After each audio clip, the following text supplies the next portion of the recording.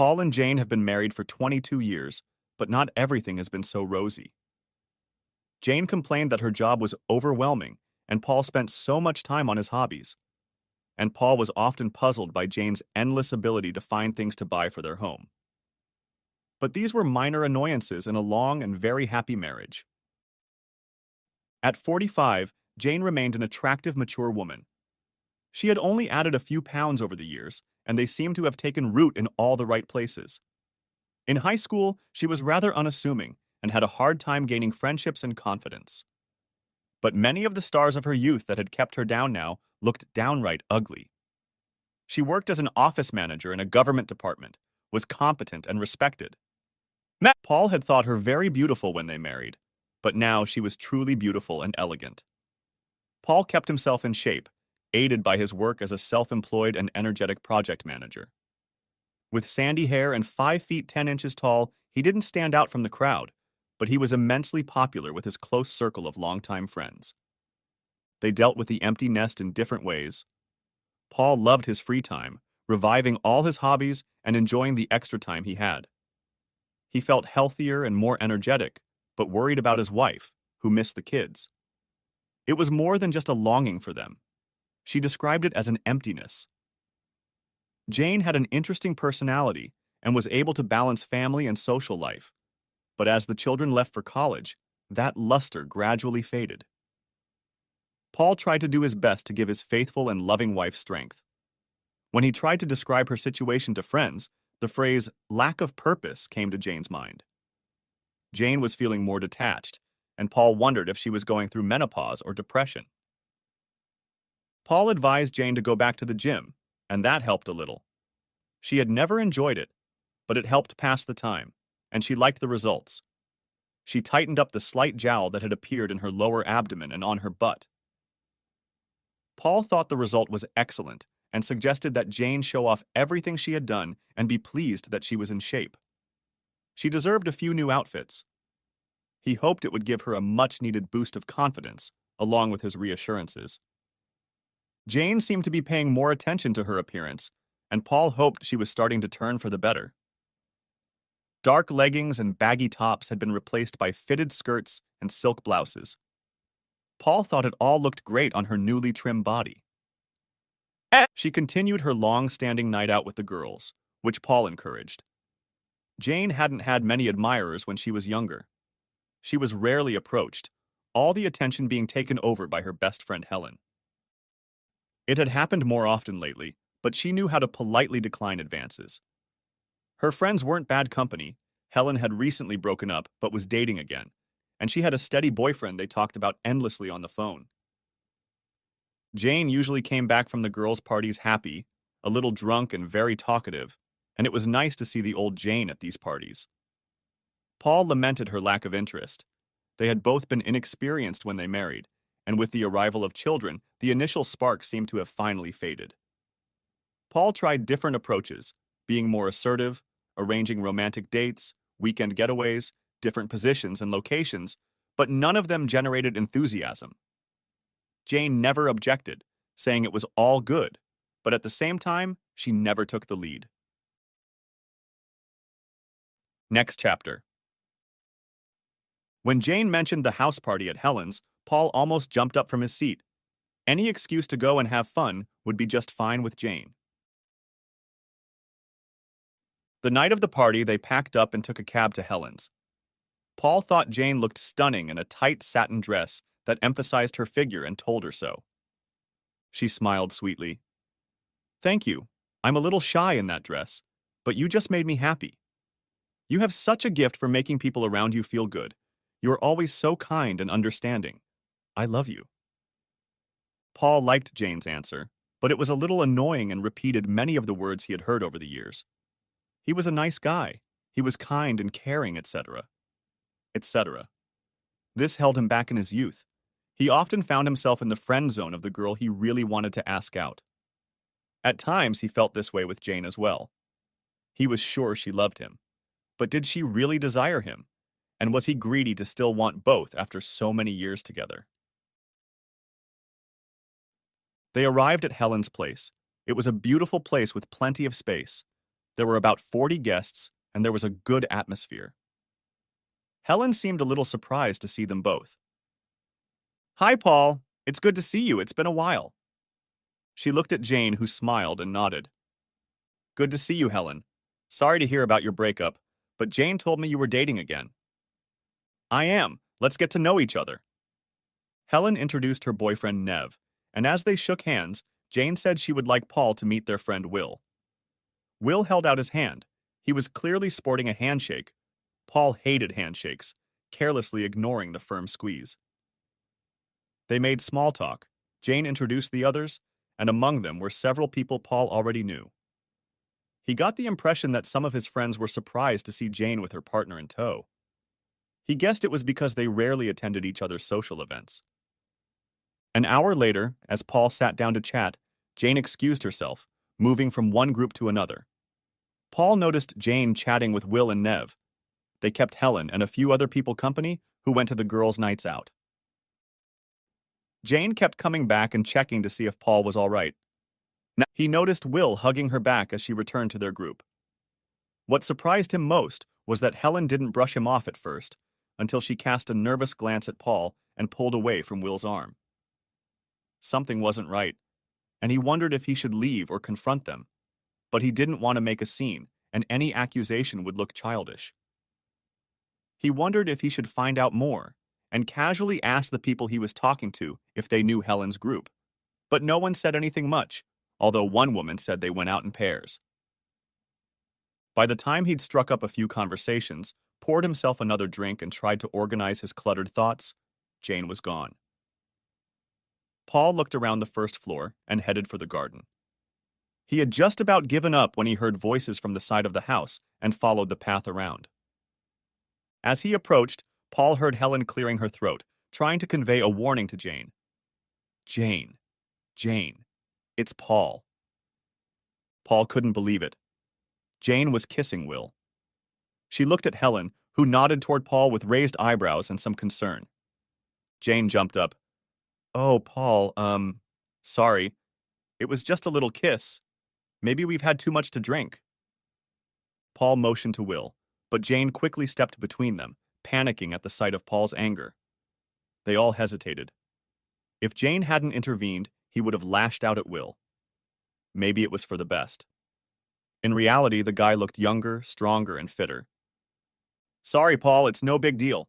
I think we need to talk. No, we don't. It was so surreal. He couldn't realize what was happening. He needed to leave before he finally lost his temper and rushed away, and Jane screamed after him. Jane was distraught. This was not how the evening was supposed to go. She berated herself for trying to wrestle a quick kiss from Will. Jane was surprised when Helen's boyfriend, Nev, brought Will to the party on Thursday. He walked up to her and was absolutely adorable. She wasn't used to so many compliments, especially from a much younger and handsome man. She and Nev joined in, extolling the virtues of mature ladies. Will was clearly ogling her and not apologizing for it. The whole thing was just overwhelming. For the first time in her life, Jane had thoughts and desires, and she wasn't sure she could or wanted to control them. She still loved her husband, but Will was an intoxicating mystery to her. It was interesting to meet and socialize with different, younger, and more interesting people. She became fixated on Will. He constantly intruded on her thoughts. The next morning, Paul and Jane were sitting at the kitchen table. I'm so sorry, Paul, but last night was a big mistake. Everything is very confused, and I can't think clearly. The time with my friends showed me that we can experience things together with other people. Things don't have to be just between me and you. There can be different sides to our lives. There's nothing wrong with friends, but he seems to be your boyfriend. Are you breaking up with me? Don't be silly, Paul. He's not my boyfriend, and I don't want to dump you at all. We sleep together every night, wake up together, spend our whole lives together. Except when you spend time with your boyfriend. I don't have a boyfriend, Paul, don't say that. Kissing, touching, who the hell is he then? He's a friend, that's all. Bullshit. It clearly wasn't the first time. Jane hesitated, trying to carefully frame the conversation while at the same time trying to be truthful. She really did love Paul, and they were destined to spend the rest of their lives together. I don't think I've been in a healthy state, Paul, and no. I need to keep what got me out of this quagmire. I need you, your continued support, and time with friends. Paul flinched. You mean time with Will? That was the problem. She knew it was wrong, but she really wanted to keep seeing Will. She didn't want to hurt Paul or lie to him. He deserved honesty. I'd like to keep spending time with this group. We're all great friends. Paul growled. Especially Will. I assume you're not just friends? Are you having an affair? No, absolutely not. It's not an affair. Well, I have a distinct feeling that your other friends are well aware of your affair with this guy. Stop saying it's an affair. They see us together more often than they see me with you, that's all. I think that in itself speaks volumes. He's a friend of Neve's and we spend time together. Once you get to know him better, you'll like him. I have no intention of getting to know him. The man has no morals and he's trying to seduce my wife. Unfortunately, he seems to be succeeding. Only how far does it go? Mostly talking, dancing, and kissing? Yeah, we've kissed a few times. Nothing special. Paul glared at her. It's a big deal to me, and you're in damage limitation mode. I suppose it's not just that. Even if you haven't had anything, that's where it's going. Our marriage is hanging by a thread, and you seem intent on breaking it up. Are you in love with him? What? No, of course not. There must be something of attraction. We like each other, but we're just good friends, nothing more. How often did you and he see each other? Were you very comfortable together? Well, we see each other on Thursdays and I had lunch with him. Jesus, did you and him have actual dates? No, just had lunch. He's good company, and that's flattering from a young guy. I like him, and I have no idea why, but he seems to like me. You just described the date. What was this introduction at the party for? Was it done to humiliate me? God, no. I wanted you to meet him. I thought you'd like him. He's a great guy, and I told him all about you. I thought we could all be friends, and it would take away any tension or misunderstandings. Wait a minute. You don't expect me to agree to that, do you? You have to realize that he's going to want more than that, because it's obvious that he wants to entertain you, and it's becoming more and more obvious what you want. You're getting way ahead of yourself. I haven't gotten to that point yet. But if we both agree, and it gets closer to this, would that be so bad? Honey, I don't mean to be unkind, but you've slowed down a bit, and we haven't been able to find a solution to your performance issues. I'm sure we'll find one, but a little innocent fun with Will might smooth things over. Jane immediately realized she had made a terrible mistake. It seemed Paul was about to explode. But her phrase, just good friends, seemed weak even to herself. I'm sorry, I didn't mean to. You bitch. So it's about sex and it's my fault. Screw you, Jane. Paul slammed all the doors on his way out. Damn it! Shouted Jane in frustration, telling herself that she was an absolute idiot. Did she even realize what she was doing? She wasn't going to take it any further, but managed to insinuate to Paul that he was to be replaced in her bed. She was in big trouble. Why had she mentioned his performance? Paul had always been a terrific lover. He'd had occasional episodes when things didn't work out, but he'd made it up to her, and the doctor was sure they could work things out. If anything, she was the one who hadn't made much of an effort. After years of exhausting her children, they never got back on track. The realization that her marriage was in trouble came as a shock to Jane. Paul loved her and would always be there to support her. Wouldn't he? She definitely loved him and cared for him as she always had. And the situation with Will was just confusing, and she was sure it would pass. Paul felt like a complete failure. The thought of his wife leaving him because of his failure to succeed in the bedroom was absolutely crushing. He considered moving out or divorce, but decided that would be the quickest way to make sure Jane jumped into bed with Will. How far had things gotten? Kissing seemed like a weak reason to end a 22-year marriage, but he suspected it went much farther than that. And then there was the children and family to think about. How would they react? Thank God they were grown now, but they would still be hurt. For now, he decided it would be best to hang on and hope Jane would come to her senses. He realized it was a shitty plan with minimal chance of success, but he didn't know what else to do. Jane was desperate to find a way to solve Paul's problems without losing anything of her current lifestyle. She was overly sweet and constantly apologized for the party. But it only got worse from there. The next stumbling block was the planned Thursday night out. Paul, I know Thursday is going to be difficult for you. Seriously, are you still going out? We're going out with some friends for a few drinks, that's all. Sharon mentioned a free movie ticket, and I thought you might want to go with her rather than indulge in reflection. What are you doing, Jane? Trying to set me up with our neighbor to ease your conscience. Don't be silly, Paul. You are mine and mine alone, but we can both be friends with others, and you two have always gotten along very well. Paul shook his head. He couldn't figure out if Helen didn't notice it or if she just didn't care. Come to think of it, he was the one who put all the effort into their relationship. Maybe Jane loved him, but just didn't feel any sympathy for him, he pondered, whether after 22 years of marriage, it was possible to move into the friend zone. When Thursday evening came, Jane changed her outfit to a simple skirt and blouse, but went out for the evening anyway. Kissing Paul goodbye and assuring him that it was just a normal group party and nothing bad would happen. Paul did go to the movie with Sharon, after all. They were friends and neighbors with Sharon and her husband Mike for many years until Mike was killed in a car accident. Paul was surprised when he stopped by to pick up Sharon. She looked very pretty in a summer dress and wedge-heel sandals.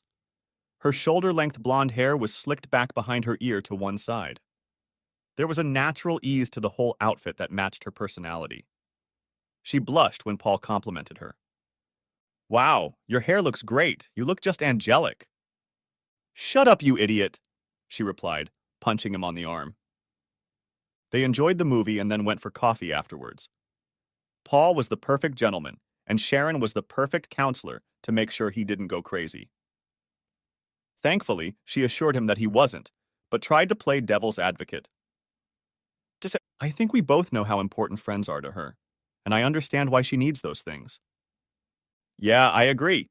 I've never been opposed to friends, hobbies, and night out, supportive of all of that. So the stumbling block is the relationship with Will.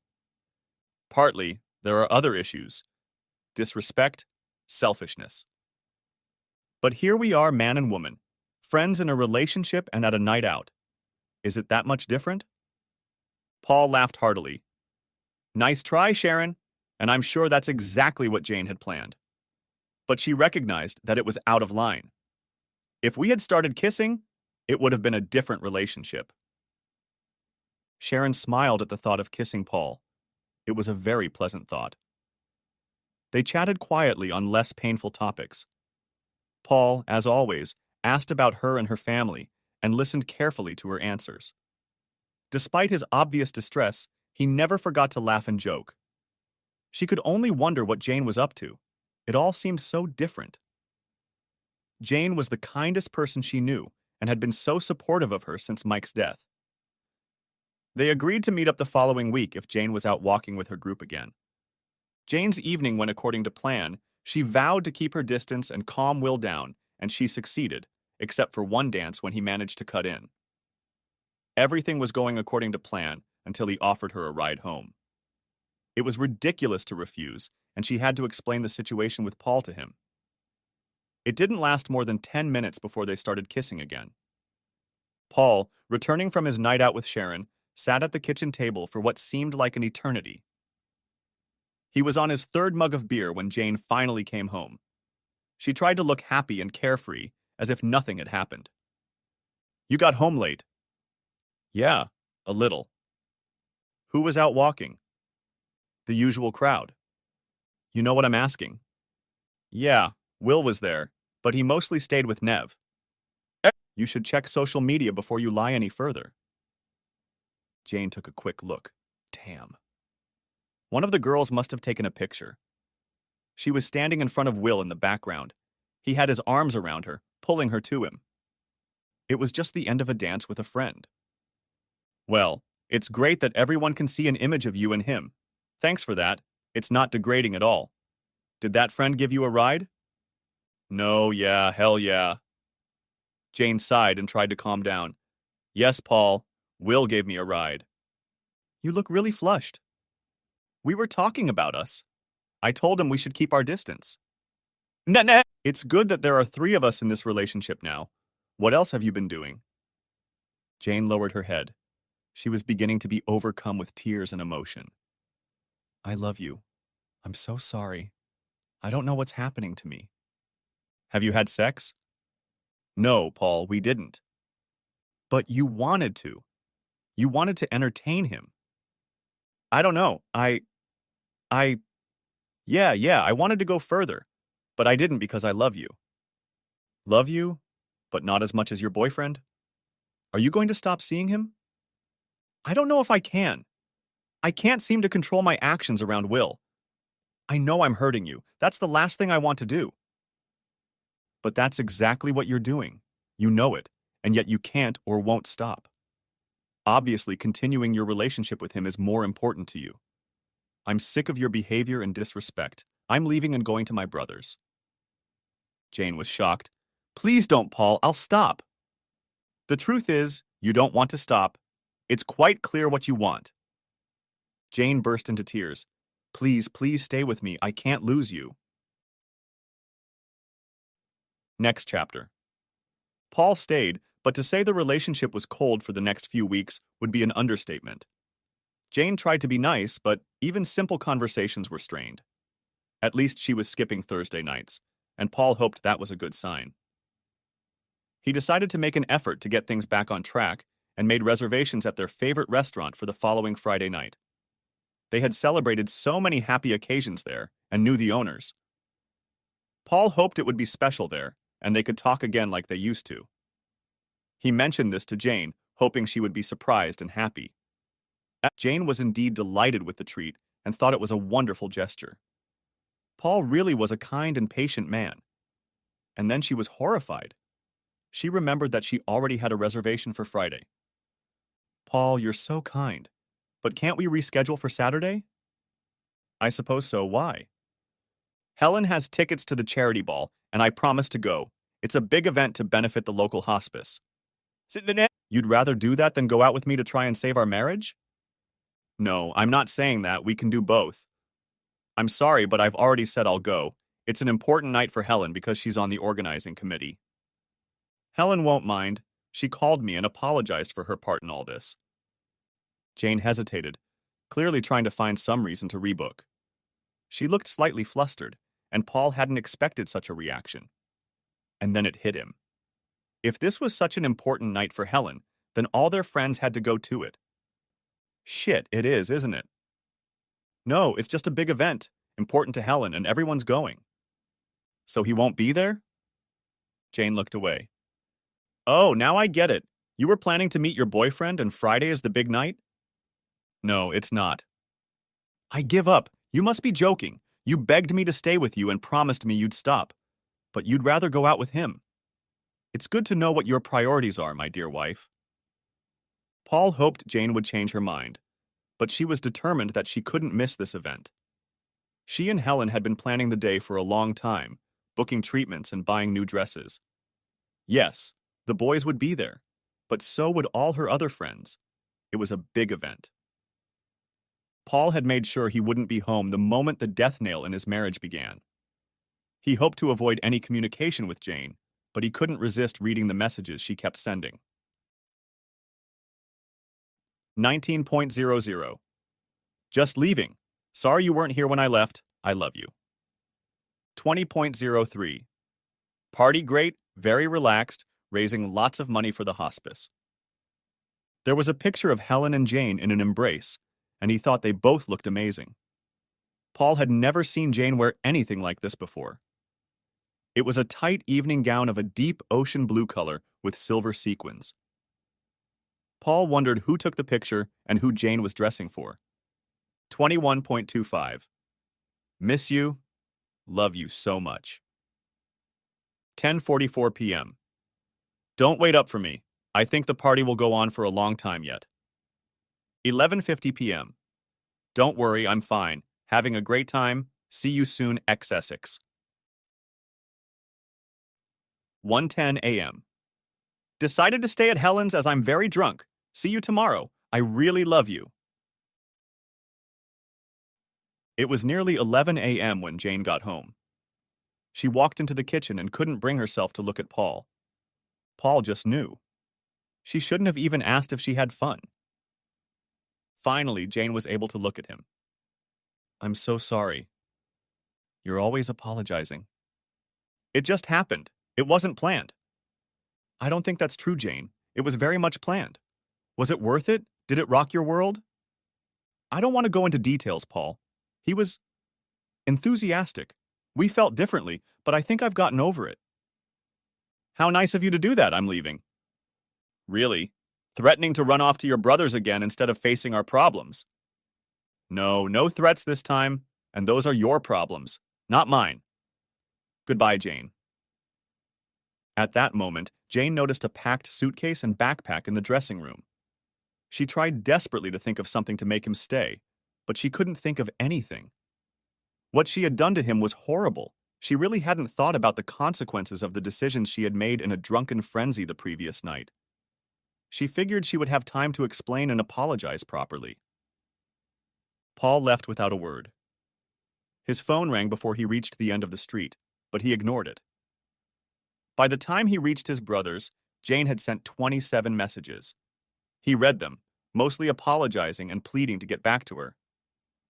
Jane couldn't believe Paul was gone. The house didn't seem right without him.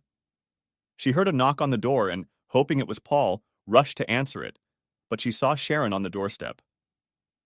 Jane immediately burst into tears and received a comforting hug in return. She told Sharon her version of what had happened last night. Most of the events matched what Paul had described to Sharon, but Jane explained things differently. At times, it sounded like nothing more than innocent tomfoolery devolving into a romantic fairy tale. Sharon made no effort to hide her opinion. How would you feel if Paul and I kissed? You're crazy if you risk losing him, especially for some boy who's trying to overstep his bounds. Jane jumped up from her seat. You bitch. You've always liked him? You're after my Paul. Sharon smiled patiently.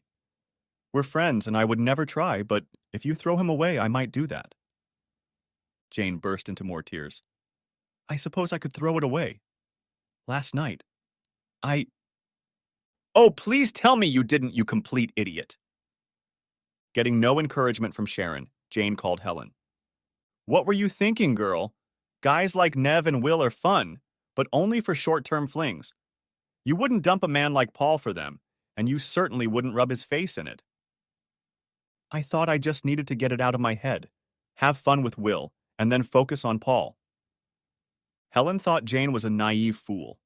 Paul would never agree to that. The thing is, Helen, Will is wonderful. I had an amazing time. It lasted for months. Didn't it? That's wonderful, Jane, but then what about you and Paul? I honestly don't know. I was hoping I could switch to Paul and get us back on track, but I don't think he will, and I can't blame him. I feel awful about it, but at the same time, last night feels like it changed my life. Jane had been begging Paul to come back for weeks, but he wouldn't. She worried about him. His brother and sister-in-law were good people, but it wasn't the same as his wife's concern for him, and she knew he would miss her despite her actions. In the end, she resigned herself to the fact that it was a hopeless case. Even if she behaved better, her actions would always keep them apart. Jane decided that the kindest thing she could do was to let Paul move on with his life and stop stalking him. Despite her actions, she was sure she loved him, and that meant letting him go before she hurt him more. They had to keep in contact about the children, and they managed that interaction just fine, getting along quite well with each other. Divorce was out of the question, but they agreed to continue paying half of the mortgage each and treat the house as an investment, selling or buying it back when either of them wanted or needed it. Despite his refusal to return home, Jane was surprised that Paul had dealt with his anger and resentment so quickly. She deserved and expected more rants and accusations. Then it dawned on her what could be causing this. Are you seeing someone, maybe Sharon? Sharon? What makes you think that? You two have always gotten along so well, and she's shown an interest. Really, I had no idea. She's dating someone else anyway, and I'm kind of dating Marie. Marie, the receptionist from your job, oh my god, she can only be 35. Paul snapped back. But she's older than goddamn Will anyway. Jane's initial irritation evaporated in an instant. She paused, trying to gather her thoughts. I'm sorry, Paul. She's a nice girl, and I hope things work out for you. It's just getting started. Paul and Marie went on a few dates. 2 weeks later, they formalized their relationship with no problems with work. Paul wondered if his problems had anything to do with Jane's lack of interest and desire for him. The mention of Marie made Jane realize that Paul had moved on. After she came to terms with the fact that he was not coming back, her social life took off. She began seeing Will on a regular basis. Jane found that she enjoyed flirting and that she was good at it. Many guys were very interested, especially after learning that she had broken up. 22 years of marriage. It dawned on her that she had missed out on so much with Paul. She wasn't in a serious relationship with Will, and she knew he was still seeing other women. So when the handsome young guy at work, Rob, flirted with her, she encouraged him, and eventually he got up the courage to ask her out, and she readily accepted. When he arrived at the restaurant, she said, "Relax, honey. We're just friends socializing. You don't need to impress me. I like you as it is." After the initial shock, this worked, and Rob relaxed. They had a nice evening. Next chapter. Jane was surprised when Paul knocked on the door one day, looking rather embarrassed. She invited him in and made coffee. "I need to ask you a favor, Jane." "Sure, anything." "It's not easy to say, but business has been a little shaky. I've had extra expenses and cash flow problems. I managed to send the same money to the kids, but I'm struggling to pay my half of the mortgage on this apartment. I'll sort it out, but the money will come in late." Jane thought for a moment. "We can sell it if you want, Paul. You were wise to let me stay." "No, that's not it. It's a good investment for both of us until we're ready to sell or buy each other out. I just need the extra time." "Okay, how about I cover the payments? I have some savings." "No, I was just thinking of asking the bank to defer the payments for a while. I can't use your savings." Jane smiled, knowing that was exactly what Paul was going to say. They may not have been together, but she knew him better than anyone else. "Paul, you have provided for our family for years and have never once let us down. Compared to this is nothing. Nothing at all, I insist." Paul looked uncomfortable. "I'm not sure. I don't think that's right. To be honest, I'm glad I can do it. I have no doubt whatsoever that you'll work it out. You always do. I'll gladly give you the money, but I'll call it a loan if that helps." Paul seemed to think deeply. "A loan, maybe, but we'll need a written agreement to make it official." Jane smiled. "Suit yourself, Paul, but you are the most honest man I have ever known. You'll do whatever you say, you'll pay me back, and you've already started thinking about paying me interest. I'll refuse, of course, but you already know that." Paul smiled. "We do know each other well. I think we have an agreement, and Jane, thank you. It's the least I could do. In any case, I caused our breakup and the additional financial burden you're struggling with." As Paul left, Jane wept, their conversation a pleasant reminder of the hundreds, perhaps thousands of similar instances over the years. She would gladly give Paul anything he asked. At work, Jane had a reputation for being hot and had a steady stream of potential lovers wanting to date her. She often heard them refer to her as a hot wife, MILF, or cougar, and it thrilled her. She had always been unassuming when she was young, and this kind of attention was new to her.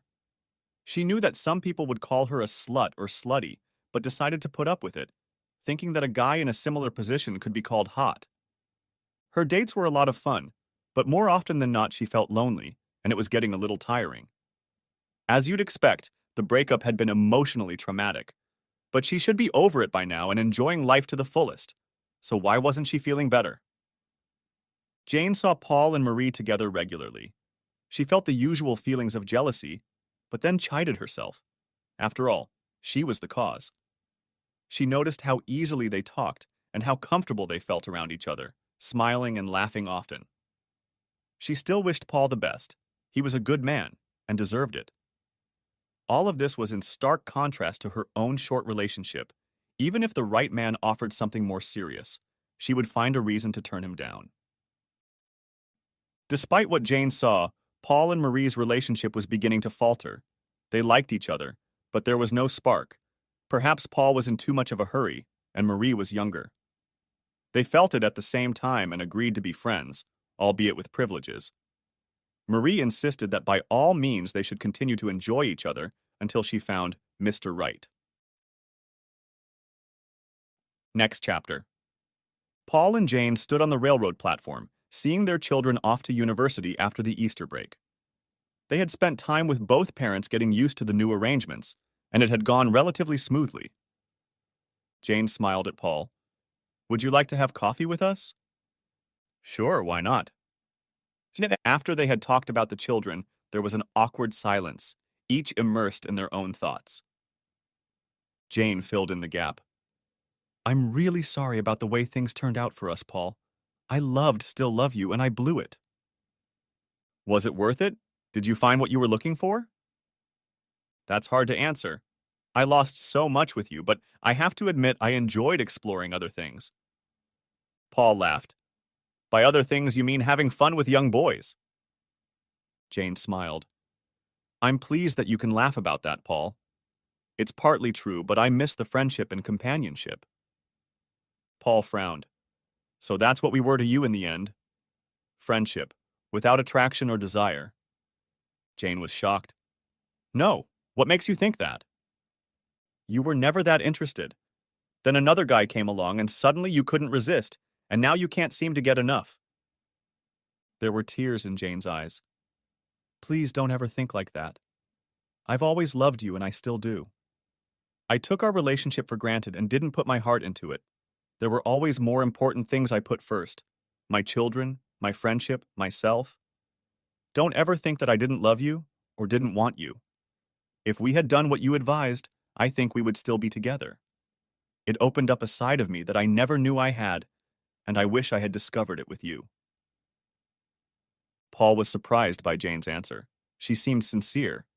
He was still trying to make sense of her words when she continued. "I'm glad you're experiencing all that with Marie. I don't have that. The companionship and the fact that you clearly can't tear yourselves away from each other. She's a lucky girl and I'm genuinely happy for you both." Paul hesitated. "Yes, we're doing well, but it's more like friends with benefits. It's fun, but I hope she can find someone to settle down with and love completely." Jane wondered, "And that's not you?" "No, unfortunately, I don't think so. She needs someone her own age. We are still friends, but neither of us have that feeling. It's hard to explain. Our relationship is great, but something is missing." Jane sighed. "Yes, I remember that feeling. We had it before I lost it. She's an idiot if she let you go. Is there really no one else?" "A few dates, but nothing serious. Can't find a date." Without time to think through all the implications, Jane whispered, "Maybe you should date me." Paul was silent for what seemed like hours, but was really only moments. Jane was beginning to regret her remark and was beginning to think of a way to make a joke. Then Paul smiled, or was it a grimace? But then he stopped, sighed, and looked at Jane. "Maybe we should." They agreed to try for dinner the following Friday, giving each other plenty of time to change their minds and back out. Next chapter. Jane began to panic after her first night with Paul. She kept telling herself it was just another date, but she wasn't sure she could handle that level of emotion. If it didn't go well, she would be upset, and she didn't want to hurt Paul anymore. They went out a few more times, with both of them dating other people. Will had left, but Jane was seeing other guys, and Paul was still seeing Marie. She wasn't sure he wanted anything more than a casual relationship and was afraid to ask in case she lost him again. That all changed when they ran into each other at one of the bars downtown. Jane was on a date. They had just entered the bar as Paul was leaving, having finished having a drink with a customer. Jane introduced her husband to Justin. Justin became jealous, hinting at what he and Jane would do that night. Jane, wasting no time, made it clear that the date would be short-lived if he continued to misbehave and that her husband would always be her priority. Paul was shocked by Jane's statement, but not as much as her date, who, with a snicker, retreated toward the bar. Jane apologized to Paul and asked him to wait for her at the door. She turned back to her companion. "I have to go now. Thanks to your bad behavior and attempt to embarrass my husband, I am leaving with him." Her companion was confused between anger and apology. Jane continued, "Maybe we can go out next weekend, thank you. You've just made sure my husband will try very hard to get me back tonight. Oh, and don't ever ask me to choose, he always wins." With those words, Jane turned and strode away, clicking her heels to link arms with Paul and walk away together. Her companion watched her remove herself and cursed his big mouth. The day after the altercation at the restaurant, and 2 months after they started dating again, they were sitting at a downtown bar sharing a bottle of wine. Paul noticed the concerned expression on Jane's face. "Are you okay? What's the matter?" "I'm really enjoying myself with you, but I want to know if you see things going beyond casual dating and having fun." "I'm not sure, to be honest. I like it too, but maybe it's best not to force things. I liked that you ditched your date for me last night and said I was a priority for you. You always will be. I know I haven't shown it to you in the past, but you've always been my one true love. I enjoy dating, but I still feel pretty lonely. I don't have what you and Marie have, someone to share with." "Actually, Marie started dating someone. We stopped. You know, and I'm planning on moving out." "Where will you go?" "Probably to my brother's, although Cindy, his wife, is expecting a baby." That was a stupid idea. She couldn't bring herself to say it, and then she blabbed anyway and couldn't stop babbling. "You're not thinking of moving in with me, are you? Not as husband and wife or anything like that, but like a boarding house or a lodger or... Actually, you're still a co-owner, so you have every right to move in. Anyway, if you want to, uh, uh, the offer still stands. We could be friends or something." The last remark was accompanied by a nervous wave of her hand, whereupon Jane's voice broke. "Friends with benefits?" Paul asked with a broad smile on his face. "Of course, we're still married anyway, so you're entitled to it. I suppose that makes you a beautiful wife and me some kind of asshole." Jane laughed.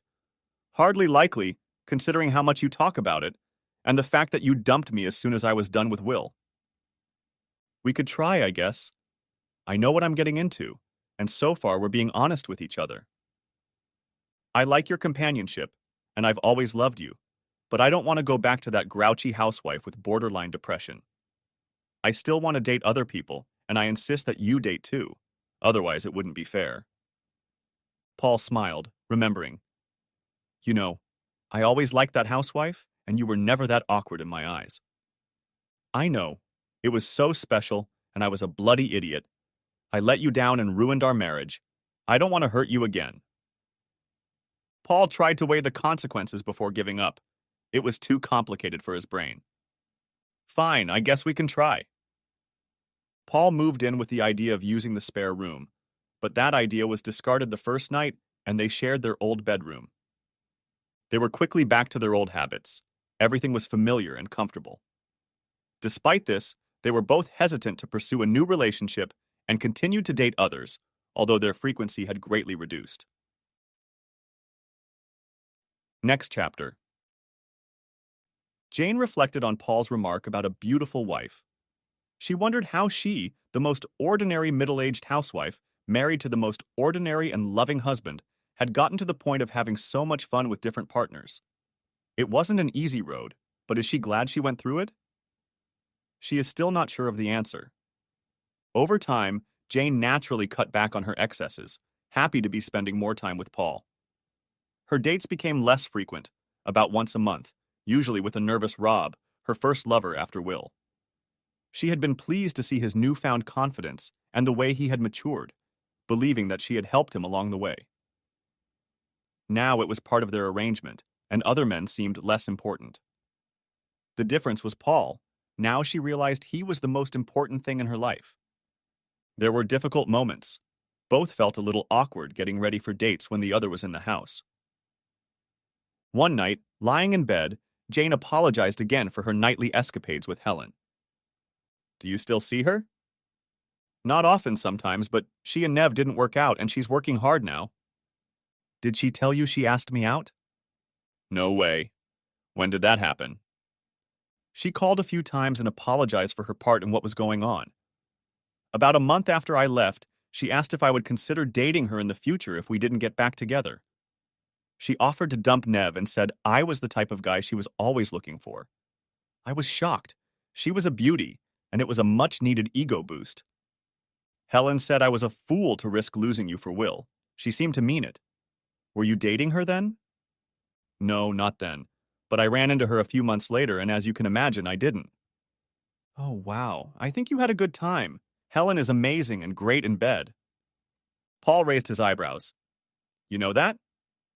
Maybe, Jane laughed. I experimented a lot after we broke up.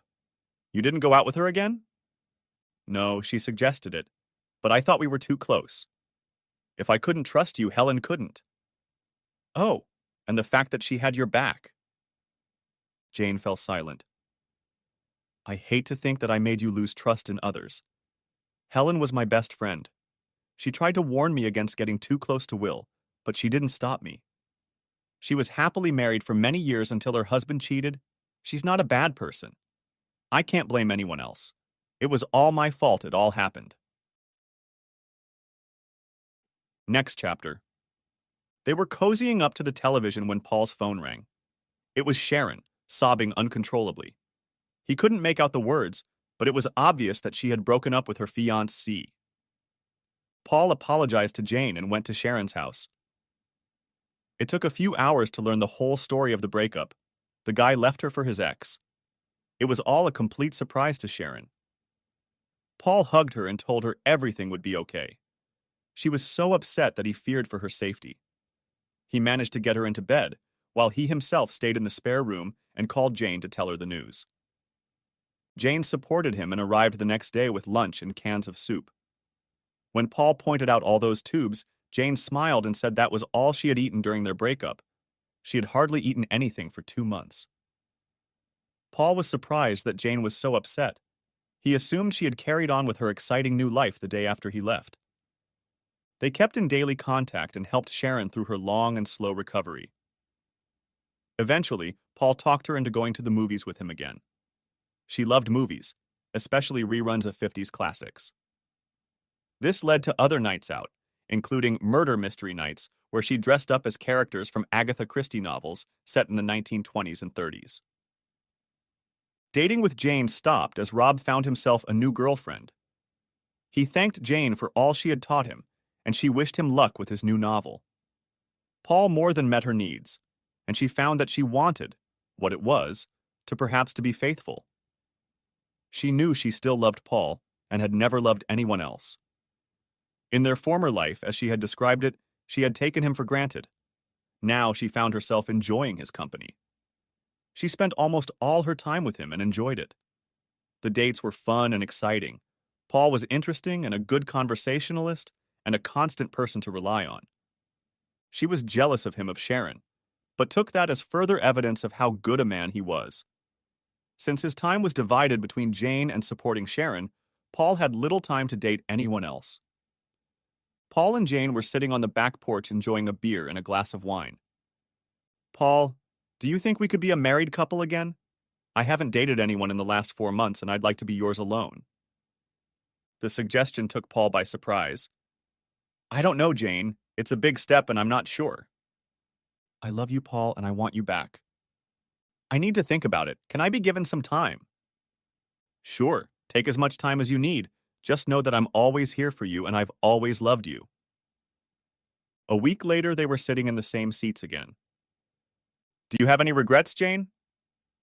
Paul waited, intrigued to see how Jane would answer. No, you're back in my life now. I regret the way things happened and the way I treated you. I was fascinated by Will, and all Helen's stories about Neva made me feel like I was missing something in my life. I can blame age and menopause, but I became very selfish and lost sight of you. I never thought you would leave me. I wish we had explored more together years ago, but that was my fault. I'm glad I found that side of me, but I wish it was just between us. It was quite some time before Paul replied.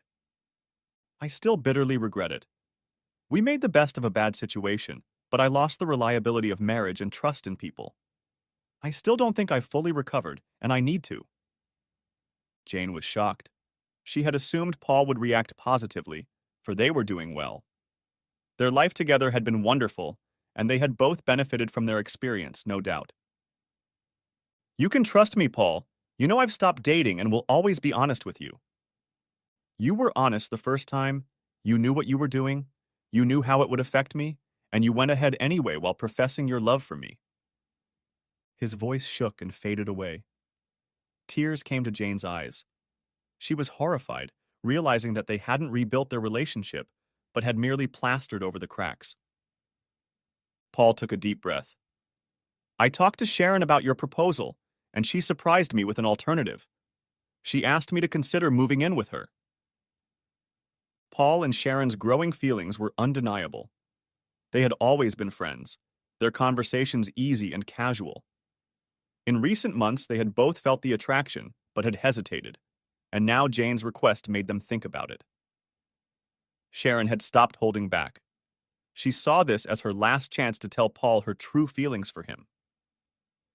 I still love you, Jane, and I might even be able to trust you again. But I don't want to forget what you did. I don't think it was fair. To trust someone so much to then have that illusion shattered like that. Please don't do this, Paul. I've changed. You can trust me. If Will or Rob came back, would you give up on them? Maybe, but I'll never be sure. History won't cancel. And I know you're still flirting and enjoying the attention. Jane grimaced at the truthfulness of Paul's words. I can't live in doubt, and I can't give you more. I wish I could, but I just can't. Sharon is completely honest and so caring that I can't imagine her doing what you did. There are no guarantees, but it just feels right to me. Jane lowered her eyes sadly. She kept her promise.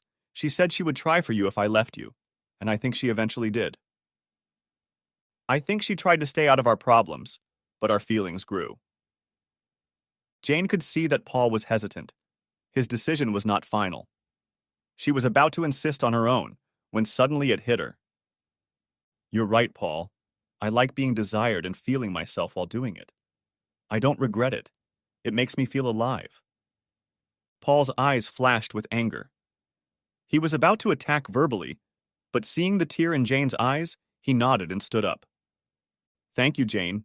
If I had loved you less, maybe we could have worked things out, but you almost destroyed me. We had a wonderful marriage, and we still have children, but we need to move on. I'll get my stuff out tomorrow. Jane managed to hold on until she heard the front door close and then burst into hysterical tears. She had lost him again. She had to let him go, but it didn't make the pain any less. Paul began divorce proceedings, and both attorneys said it was the friendliest divorce they had ever witnessed. They continued to pay half the mortgage each. Paul was now living with Sharon, while Jane remained in their old house, despite repeated offers to move out. They remained friendly, exchanging events and contacts through the children. Sharon worried about Jane and how lonely she seemed while her own relationship with Paul blossomed. Jane started going on dates again, but it wasn't the same. The excitement was gone. She really wanted Paul and Sharon to have things the way she did. She could see firsthand how they spent their days and nights together, and that they were such a natural fit for each other. She tried her best to be happy for them, but she couldn't shake off the bitter aftertaste. Vacations plagued her the most. Jane and Paul had made a list of places to visit over the years when they couldn't afford vacations when the children were young. Now Paul and Sharon were experiencing those places together and planning others. 6 months later, Paul and Sharon's engagement took place.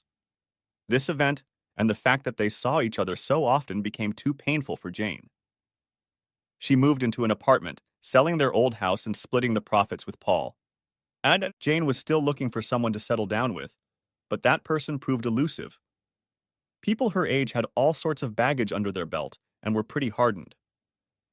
It didn't help that she now had a certain reputation that attracted suitors, but no one was looking for a serious long-term relationship. The invitation to the wedding followed 3 months later.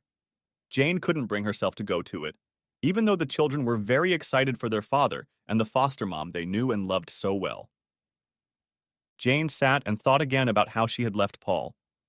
Perhaps, after all, there was a natural justice in it for her selfishness and greed, deserved the half-life she had set for herself.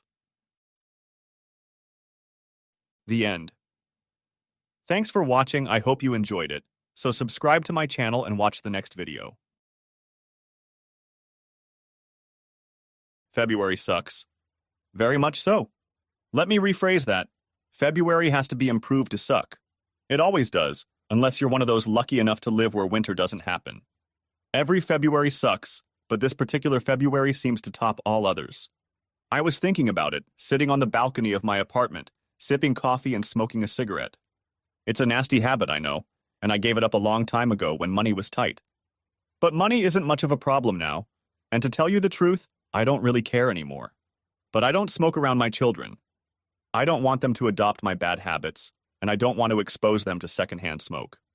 But this weekend they will be with their grandparents, so I have some free time to sit and think.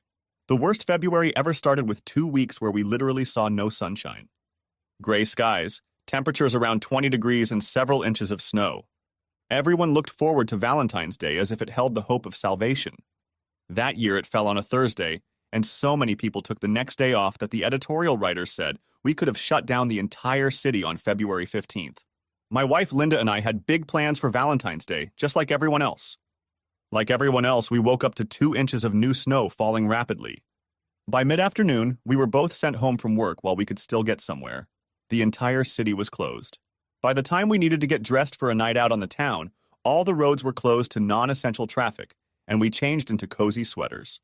The great Valentine's Day date, movie dinner and dance that was supposed to make up for the previous 2 weeks of unspent atrocity consisted of frozen pizza and Frozen with the kids.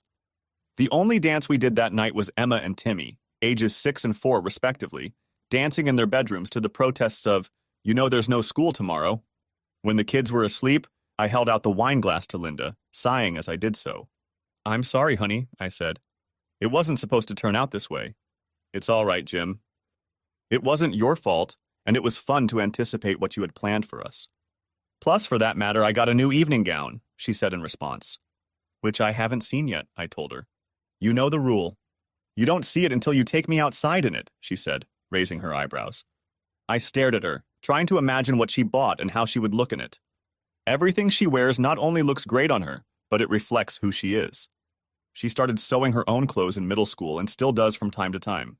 She also sews many of the outfits for Emma.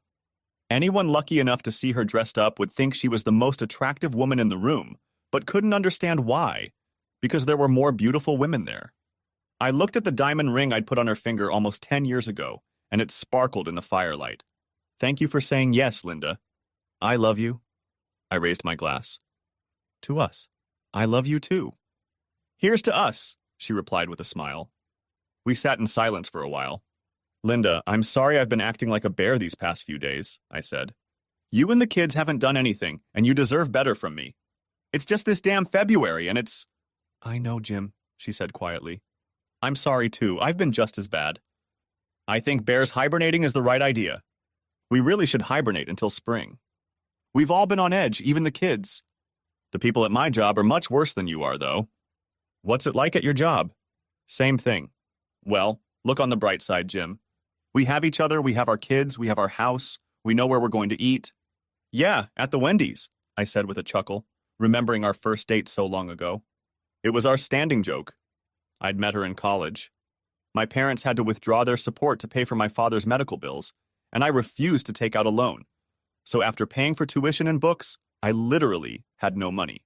Linda was a little better off and offered to buy me a drink or go to Holland, but I wasn't satisfied with that, so I saved up to take her somewhere nice. She said I was being silly and stated that the goal was to spend time together and get to know each other better, and we could do that at the Wendy's. So we went there and the rest is history. We have since moved on to a different grade, but we still go to Wendy's from time to time for old time's sake. Seriously, I said. How do people get through times like this if they don't have love? Sometimes not. Linda shuddered. A couple years ago, her high school boyfriend had killed himself with alcohol and pills on Valentine's Day night. Well, we want to, and we will, I said. I set down my glass and took her hands in mine. Happy Valentine's Day, my favorite wife. Happy Valentine's Day, my beloved husband. We stared into each other's eyes for a minute, and then decided that we really should move this to the bedroom. We ended up with what the editorial writers thought was a 3-day weekend, thanks to the fact that we got about 2 feet of snow instead of the predicted 8 inches. Everything was closed, but fortunately, almost no one was without power, and many had snowmobiles, so everyone who really needed to get somewhere was able to do so. Our kids, of course, were thrilled. Mom and Dad were home all day, snow to play in, pizza to eat, and movies to watch, not to mention no school. What more could they want? Linda and I were very happy with the situation, too. There was no need to go anywhere or do anything, and we could enjoy our family at will. We didn't have to worry about food.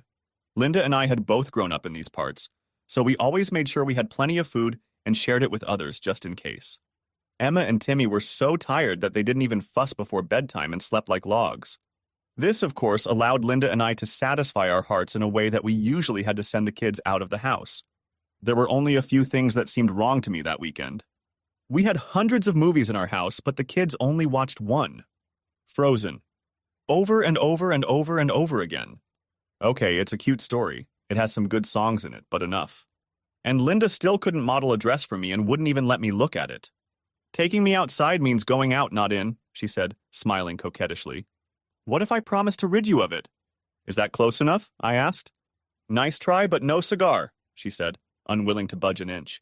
The real world returned early Sunday evening as the plows drove through our neighborhood. School and work were due on Monday, and we all sighed as we packed up. Just before bedtime, Emma and Timmy came into the living room, freshly washed and in their nightclothes. Big Sister, of course, was the spokesperson, standing as straight and tall as she could. Mommy, Daddy, this weekend was the best weekend ever.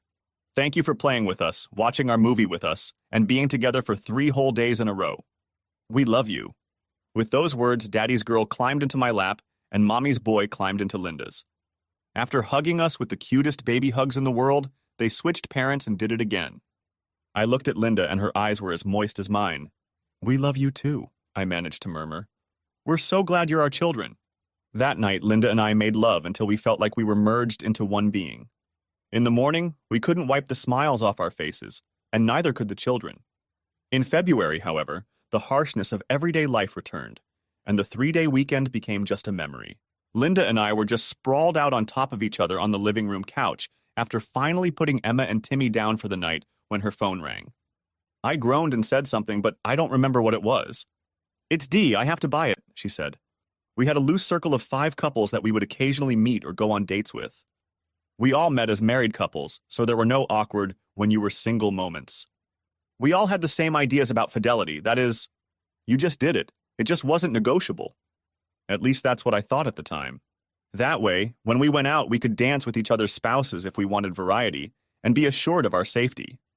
The closest we got was with Dee and her husband Dave. She and Linda were pretty much best friends forever. Answering the phone, Linda made a "I'll be brief" gesture. I could see Linda getting more and more excited as she talked to Dee. She was glowing when she finished talking and fell into my lap. So what was it? I asked. My face reflected her smile. Well, my dear husband, she said with a smirk, I know you think this awful February has gone on long enough. That's for sure, I said, reaching for my glass of wine. Linda grabbed my wrist to stop me and placed my hand firmly on her slender waist. Well, we're here lamenting that not only is this the worst February in the history of mankind, but we have to put up with an extra day, she said. Something didn't fit with the smile on her face, and I told her so. That's because Dee came up with a great idea, she said. The extra day of horror falls on Friday. What if we all get together, get a babysitter for the kids, have a nice dinner, then dance at a nice club, and then get a hotel room for the night? That way we can have a bit of a romp and not worry about getting home and end this horrible month right. I liked the idea, but I had a couple questions. What about getting from the club back to the hotel? Won't we have to drive? I asked.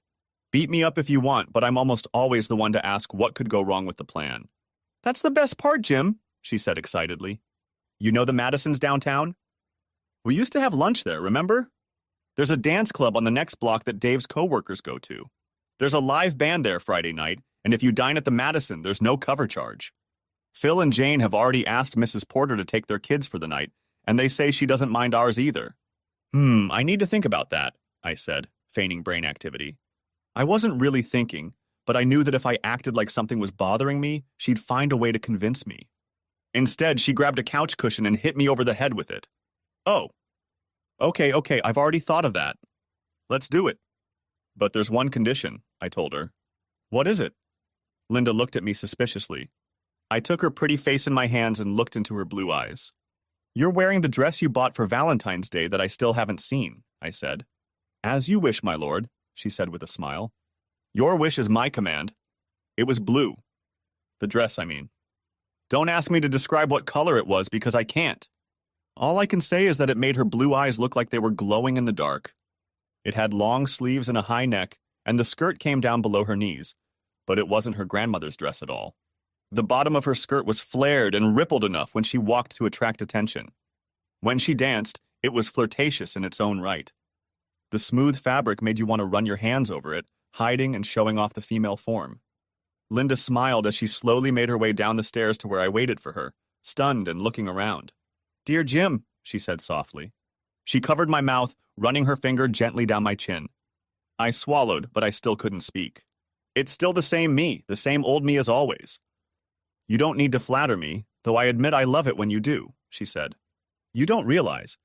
You don't know how amazing you look. The words failed me. I took her slender hands in mine, leaned down and kissed them. Looking up, I saw that her eyes were shiny and moist, and a slight tremor flickered in her smile. I nodded. She understood.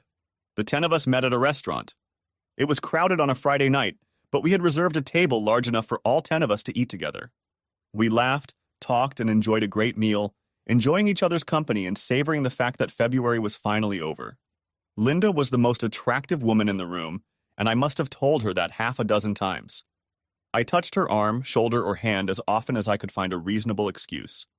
She reciprocated and smiled as she looked into my eyes. This night was going to be unforgettable. We checked into our rooms and then headed to the club. Neither Linda nor I tolerate alcohol very well, so I usually designate a driver. I was glad I wouldn't have to do that tonight. Not that I minded. The safety of my friends was important to me, but I was looking forward to leaving Linda to herself as soon as possible. She seemed to be thinking the same thing. She left for a few minutes alone in our room, and when she returned, her beguiling, "I'm going to turn you on like this," smile was playing across her face. "We won't have to stay at the club for long, will we?" she whispered as we walked along. I knew how much Linda liked dancing with our friends, so she could very well have said, "I wouldn't want to wait too long before we were alone together, preferably naked." I grinned back at her. "It's up to you, baby," I said. She smacked me lightly on the top of my arm, then wrapped her arms around it and hung back. We made reservations at the club for 10 people, and good thing we did. Seems like a lot of other people were busy forgetting about February, but they weren't too busy to notice the 5 women in our group. "You're getting a lot of attention, baby," I whispered. "You are, as always, the most attractive woman in the room." "Oh, you." She looked up at me. "You know flattery will get you everywhere. Neither Linda nor I are great dancers, but we're not disgraced either. We just don't care. We're here to enjoy each other, not to entertain everyone else." So I danced with the love of my life, taking occasional breaks for hot wings and a drink. I stepped away to replenish the wings. When I returned, Dave was asking Linda to dance. I heard her answer, "I'd love to, Dave, and another time, but I want to make tonight special for Jim and me." "Tonight I'm going to dance with just him," she said. Was I proud? Happy? You better believe it. I spread my wings and whispered in Linda's ear. "So, is it time to leave already?" I asked. "Right after you brought a fresh plate of wings? What are you thinking?" "We're both going to need energy for what I have planned," I said, raising an eyebrow. She looked at me again and took my hand under the table. After a few minutes, the group took a break. In the relative silence, we heard loud laughter from another table and turned to look. "Hey, isn't that Mark Lavaliere?" asked Phil, craning his neck to examine me. Yes, squeaked Dee excitedly. Mark Lavaliere was the head quarterback for the Sharks, our town's professional soccer team. Unlike many of the other players on the team, he lived here year-round. He had a reputation as a genuinely nice guy, and was as well known for his social activities as he was for his exploits on the field. Mark became the main topic of conversation around our table as the guys talked about his soccer exploits and the women praised his good deeds and good character. It doesn't hurt that he's handsome either, Dee added. Linda and I knew who he was, but at that moment we weren't interested in anything but each other. We let the conversation overwhelm us, holding hands under the table. Hey, you two, get a room, said Dee. Linda and I looked at each other. We hadn't even kissed. Well, not really kissing anyway. The fact that I was feeding her wings didn't count. Besides, we'd already gotten a room. What saved us from further awkwardness was when the band started playing again. Shall we dance here or upstairs? Whispered I to Linda. Before she could answer, Jane stepped in. Look, he's coming this way, she exclaimed. Sure enough, Lavaliere came out from behind his table and headed toward ours. I was amused by the reaction of the women at our table. 4 of them were primping and flaunting, chanting, pick me, pick me. Talk about an embarrassing display. If you think a woman can't flaunt when she's sitting down, think again. Linda lowered her eyes and squeezed my hand a little tighter. Hi, I'm Mark. Would you like to dance? He asked. He stood behind Linda's left shoulder and held out his hand to her. I felt her sigh and dropped my hand like a hot potato. I watched stunned as she turned her back to me without a word, held out her right hand to Mark, and rose gracefully from the chair without even dignifying me with a glance. I noticed that her hand had practically disappeared into his huge paw. I also noticed the look of delight on her face. At that moment, I simply ceased to exist in her mind. Hey man, now my feelings are hurt. I thought she was just dancing with you tonight, Dave said, chiding me. Yeah, that's what I thought too, I muttered. Relax, Jim. It's just a dance, Jane said, trying to reassure me. I tried to believe her, but I had a bad feeling about it. The band played a couple quick songs, and our entire table watched them dance. So did everyone else in the room. Mark was good, much better than I was, and Linda was clearly enjoying herself. Her partner and dress matched to show her off to perfection. Don't they look great together? Come on, Jim, let's join them, Dee invited, clearly trying to distract me. Thanks, but no thanks, I said sharply. The next song was slow. I watched Linda melt into his arms, fitting in perfectly as if she belonged there. He was good at it too. He must have practiced a lot, I thought to myself. Mark whispered something to Linda. She smiled sweetly back. He wasn't doing anything I could reasonably object to. He didn't dance any closer to her than I danced with Dee or Jane, and his hands stayed out of the way. Another slow song, this time a ballad. I saw the band leader taking his cues, watching my wife and her new partner.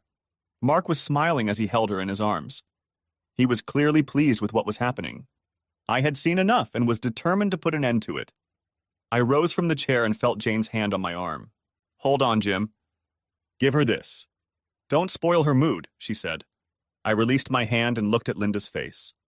She clearly wanted to be exactly where she was and nowhere else. She didn't want me to interfere. In fact, I was nowhere present in her thoughts, and that was obvious. I sank back into my chair, heartbroken. Finally, the song ended. Mark nodded to the bandleader who started a faster song. He and Linda left the dance floor, smiling at each other but not touching, not even holding hands. Linda gave him one last beaming smile, turning to our table, and Mark to his own. The difference between a woman's best smile and her second best smile is small. If you don't know a woman well, you probably won't notice her at all. As Linda approached our table and our gazes met, her best smile was replaced by her second best smile. At that moment, I realized we had a problem. I keep telling you that you're the most attractive woman here, I whispered in her ear as I sat her down. I reached for her hand and took it in both of mine. Maybe it's time to head to our room for the next dance? For a moment, I could have sworn Linda was scared. Her eyes widened, and I felt her hand tremble. She recovered quickly and looked away from me across the table. Sorry, everyone, I just need to go to the bathroom. Linda, will you come with me? Asked Dee. Her voice could be heard far beyond our table. I was too busy wondering why she needed to let the whole room know. Linda looked at me apologetically. I'm sorry, Jim. I could use a refresher too, she said with a note of sadness in her voice. She got up and left without answering my question.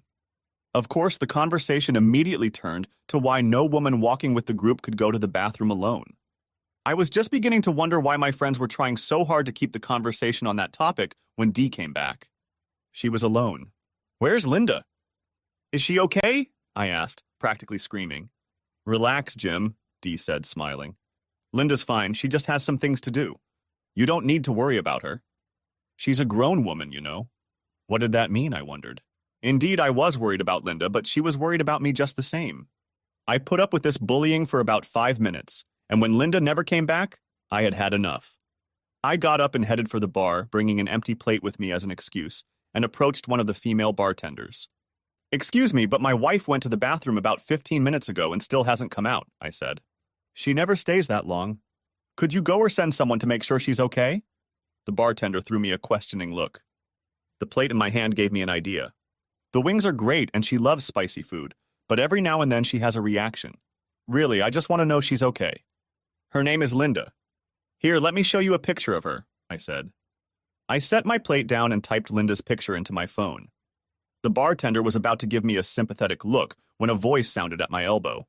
"She's fine, you don't have to check," Dee said in an almost apologetic tone. She turned to the bartender. "It's fine." "I'll take care of it," she said, placing a $5 bill on the counter. I wondered why the bartender looked at me sympathetically as she tucked the bill into her pocket. "What? Why did she go in there with you? Because you asked her to?" I was completely confused. "Jim, she's not in the restroom. She left the club," Dee said. I felt like I'd just been punched in the stomach. "Gone? Without me? Why? What's the matter? Why didn't she tell me?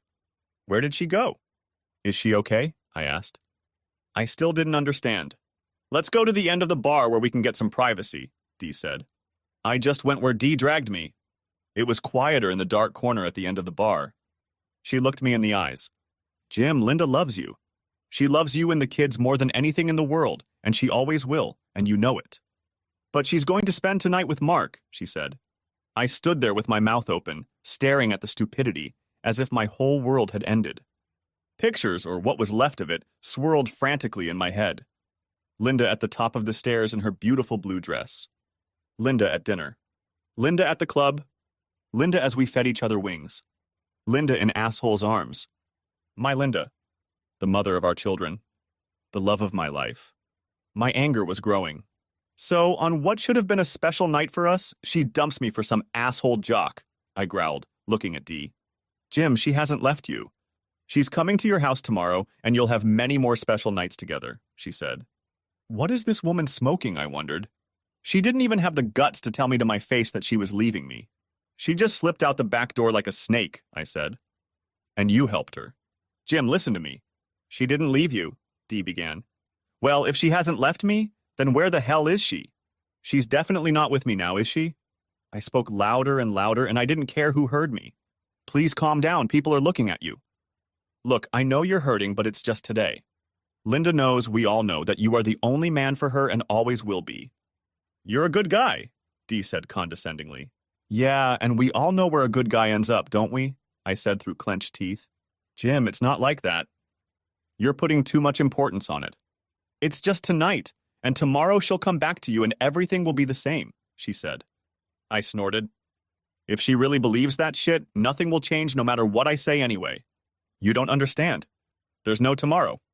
So tell me, friend, what was your role in all of this? You didn't really have to go to the bathroom, did you? My wife gave you the signal, right? She told you to stall me and stay out of the way so she and Zasrans could escape in time?" Dee nodded her head in embarrassment. "Yes, she asked me to do that because she didn't want you to embarrass yourself by making a scene while Mark is here. She also asked me to make sure you remember that she loves you and will always come home to you," she said. Yes, I'll remember how much she loves me tonight, and for a long time to come, I thought. I could feel my anger building and my face reddening. More like she didn't want me to embarrass her by leaving her husband to spend the night with a jerk jock, I said. "I guess it didn't occur to you, girlfriend, to remind her that she has a husband and a marriage, and she could lose them over this?" Dee looked me in the eye. "No, it's not," Dee said, "because I know she won't lose you over this. You're too good a man to let that happen." I told her how lucky she was. She was lucky because the man every woman in this room wanted her. But she's even luckier that she has a husband who loves her enough to get over her resentment and not make a bigger deal out of it than she should. You know she will be willing to do whatever it takes, and for as long as it takes to make it up to you. What if there's no way to make amends? I asked. What if there's no way to make it right? Jim, I know how much you love Linda and how much she loves you. This shouldn't be a big deal. It's just one night, a one-time experience compared to all the years and all the love you two have for each other. It's not a big deal unless you do it yourself. I know it will come home to you, and I know you'll be okay in the end, she said. Dee spoke softly but firmly. All I had to do was not grab the stupid woman and shake her until her teeth gritted for talking such nonsense. She must be living in some alternate universe if she really thinks that way. So if asshole had chosen you like you wanted, you would have done the same? I asked her. I would, she threw her answer in my face. Does Dave know about this? I asked. No, and you don't have to because I don't think it will ever happen, she said softly. Maybe I should tell him, I said. Jim, please don't. Don't think like that. I know you're hurting, but this isn't helping. Please come back to the table. Let us be distracted for a while. It's not like you haven't danced a single dance with me all night, she said, smiling. I wanted to dance with my wife, but thanks to you, her and Zasran's, that's no longer an option, is it? I also wanted a night alone with her, but that's obviously not going to happen either, I said. I turned my back to her and walked back to our table. At my appearance, the conversation at the table stopped abruptly. The averted eyes spoke for themselves. All our so-called friends now knew that my wife and asshole were making a cuckold out of me at this very moment. I wanted to strangle them. I wanted to tear this place apart. I wanted to find asshole and kick him in the balls by the middle of next week. Jim, are you going to be okay? Asked Dave hesitantly, sitting Dee down. I wanted to tell him what Dee had said and ask him if he was going to be okay, but I couldn't bring myself to say the words. I guess I haven't stopped being a good guy yet. Oh yeah, I'm going to have to work on that. It depends on what you mean by good, I said. A few nervous giggles erupted. I mean, yeah, it was a shitty thing to do, but you'll get over it, right? You're not going to divorce Linda over it, are you? Asked Dave. I don't see why not, I replied coldly. There was a collective sigh at the table. Why are you all surprised? I asked. We all know how we feel about cheating. One and done. We figured that out a long time ago. But Jim, that's Mark Lavaliere, intervened Dee. So what? I don't care who entertains her. If it's not me, that's it, I said angrily. I looked at Dave. What would you say if Dee went out with asshole for the night? Would you be okay with that? He blushed for a moment, then looked at his wife, who was busy studying a stain on the floor. Jim, what about your children? We all know how much you love them and how much they need you. Think about them before you do anything, Jane said. Her kids were about the same age as mine and were best buddies. You mean my wife is thinking about them right now? I asked. Well, that's why you hired a nanny so you wouldn't have to think about your kids, Dee said. I thought she meant to say something funny, but it came out the way it was supposed to. Come on, Jim, it's just one night. She'll never have an opportunity like this again. You wouldn't divorce Linda over one night, she added. Why not? I stared at her. An awkward silence followed. Jim, try thinking about it from a different perspective. Maybe that will help, Jane said, trying to sound sympathetic. What if the Sports Illustrated cover model in a swimsuit was here tonight? Let's say she picked you out of everyone here to dance with you, and then offered to spend the night with you. Can you honestly say you wouldn't have been tempted? Can you honestly say you would have turned her down? The pleading look in her warm brown eyes made her look like an affectionate puppy and usually got her what she wanted. But that wasn't going to happen. Not today. I stood up and looked at Jane. Yes, I might be tempted, but I'll say no, I said firmly. You see, I have a wife and I don't want to hurt her. At least until tonight, that's what I would have done. There was deafening silence again. I looked around at all my former friends, and they were all on the side of my cheating wife. At that moment, I sincerely hoped that I would never see any of them again. A rather large and muscular bouncer walked toward our table. You guys in some kind of trouble? He asked in a deep baritonal voice. Yes, there is, and a big one, I said. I pulled out a $20 bill and tossed it on the table. Don't worry, I'm leaving, I said, raising one hand. He nodded his head as I turned to the others. That'll pay my bill. You're all covering for the whore I came in with.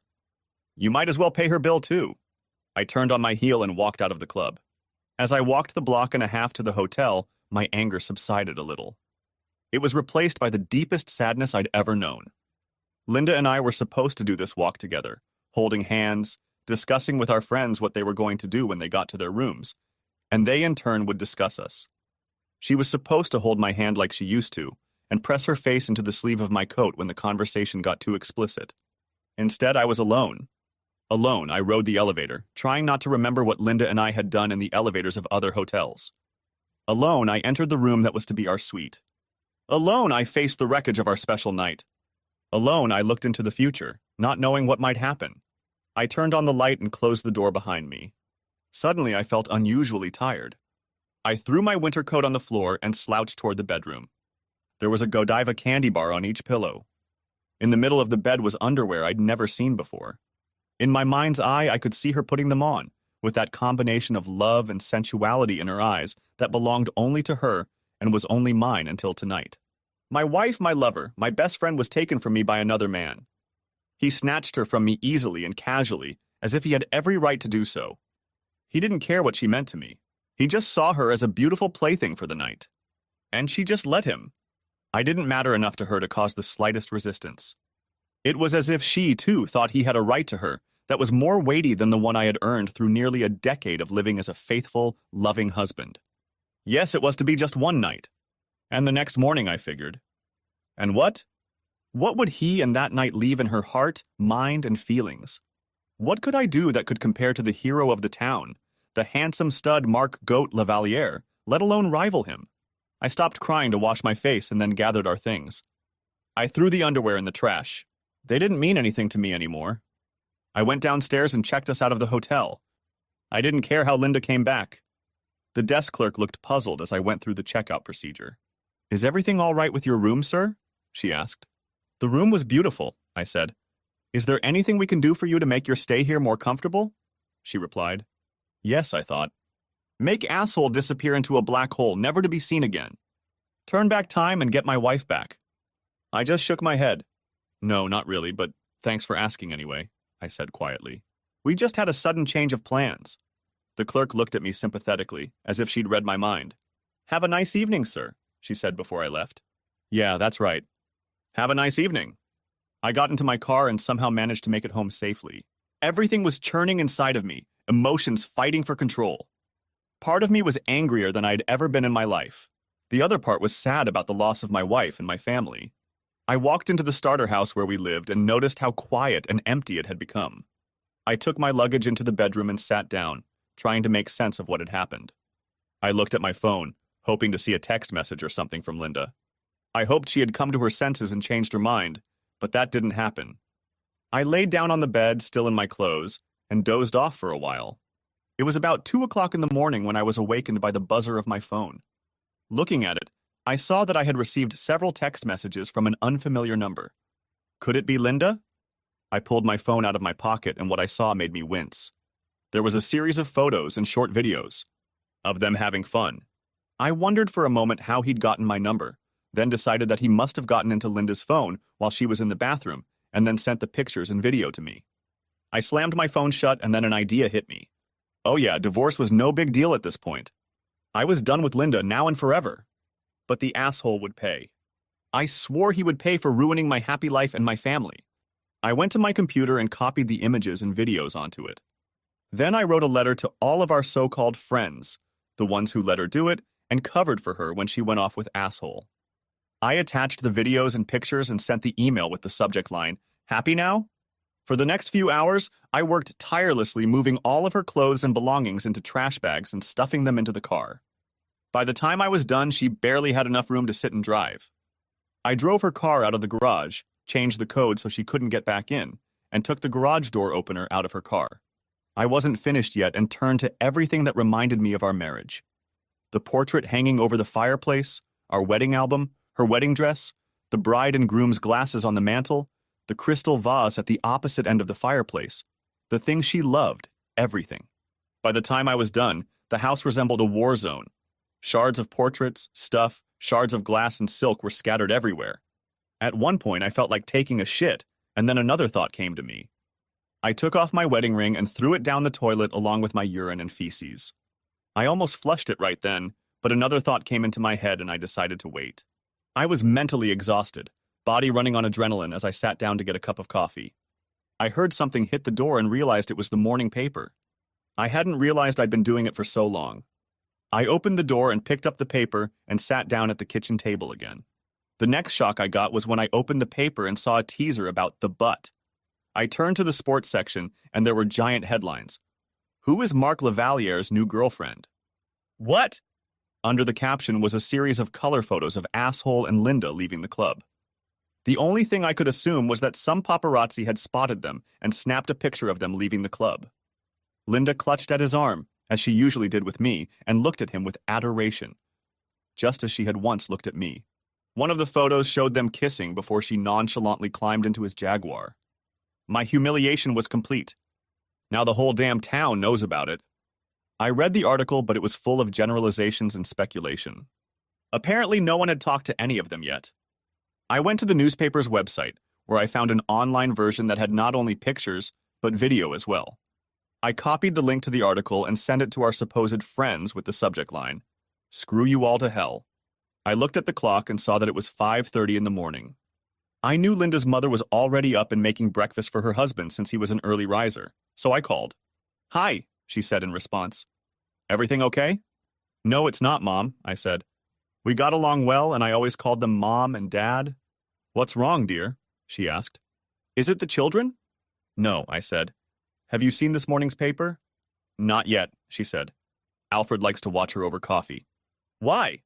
"He might want to avoid the sports section," I said. "There's an article on Mark Lavalier that he might not like." "Alfred thinks only good things about him," says Linda's mother. "Maybe not when he sees this," I said. "Linda left me at the club we went to with him last night, and they were spotted by the paparazzi getting into his car." "Oh my God," she said. "Where's Linda now?" "She's still with that asshole," I said. "What, she stayed the night with him?" she asked. "Yeah," I said. "There's a few other things, but that's pretty much the way it was. I don't know when or if she'll come back, but I can't keep her here. If she ever comes back, I'll kick her out and she'll need somewhere to stay." "All right," she said. "Alfred won't be happy about it." I'm not thrilled about it either. "Is there any way to overcome this?" "No, Mom, she didn't," I said. "She deliberately turned her back on me and went off with him. And our so-called friends covered for her." "I'm so sorry, Jim," she said. "We raised her better than that." "Of course, she can stay here if she needs to." "But what about the children?" "They're at the babysitter's for the night," I said. "I may have to ask my in-laws to watch them for the rest of the weekend." "Okay," she said. "Let me know if there's anything I can do to help, Jim." "Thanks, Mom, I appreciate it," I said. I had another idea, so I went back to the computer. I grabbed the link to the asshole article and opened Linda's Facebook page. We had no secrets from each other up to this point, so I was able to log in as her. I posted the link on her page with the caption, "Guess what? I made it to the front page of the sports section.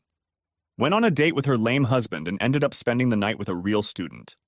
Lucky me. I figured it would get some tongues wagging, but I wasn't done. I found the email address of the reporter who wrote the article. I figured I had already been humiliated in front of the world, so I threw caution to the wind. I sent the reporter a short email that briefly explained what had happened, and then included a video of asshole telling me he was going to entertain Linda again. I left contact info so the reporter could call me back. I sent the email and burst out into an evil laugh worthy of Snidely Whiplash.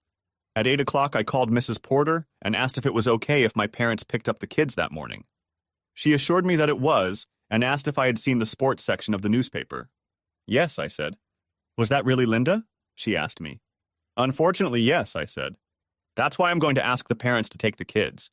I don't want them here when she comes back." "Is she still with him?" she asked, shocked. "Yes," I said.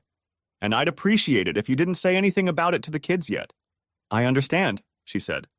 "I'm sorry, Jim, you don't deserve it." "Thank you," I said and ended the call. The next call was to my mom.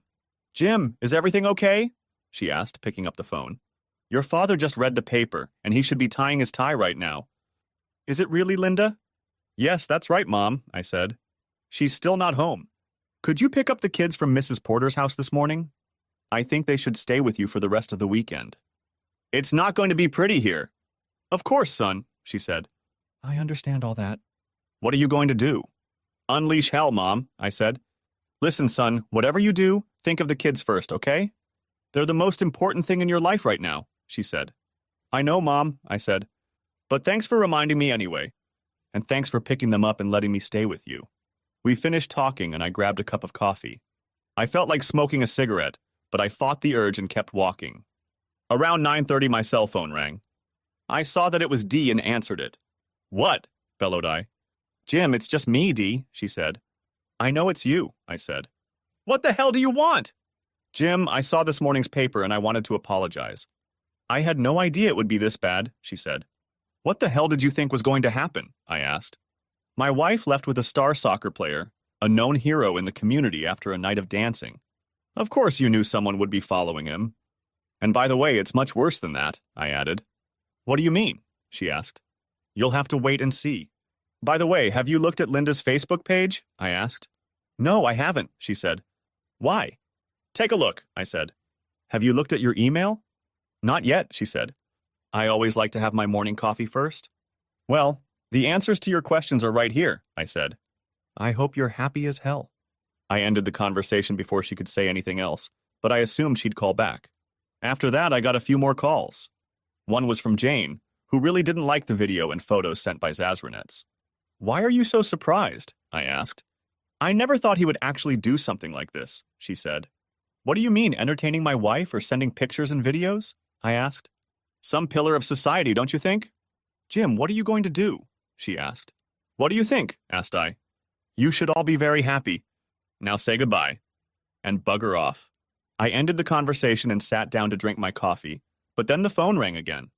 I didn't recognize the number, but I answered it anyway. Mr. Thomas Carlyle? A woman's voice asked. That's him, I said. Mr. Carlyle, this is Audrey Tanis from the Daily Record. I received an email and video from you. Is your wife the same woman seen with Marc Lavaliere last night? She asked. Yes, that's the one your photographer captured with Zosrans last night, I said. Who? She asked. Sorry, that's just what I call him, I said. I see, she said. And you say the woman he is with is your wife? She asked. My soon-to-be ex-wife, I said. So you're getting divorced over this? She asked. Absolutely, I said. You said there were other videos and some pictures in your letter? She asked. Yeah, I said. Would you like to see it? I would, she said. If we use either one of them, we'll weed out all the bad stuff. Can we get together sometime and discuss this? If we can, I'd like to know your story.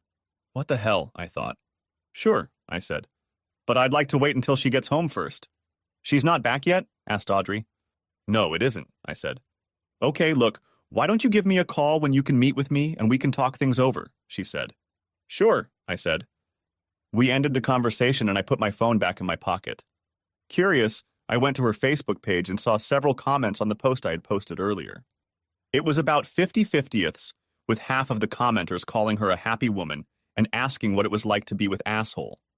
The other half were judging her for dumping me the way she did.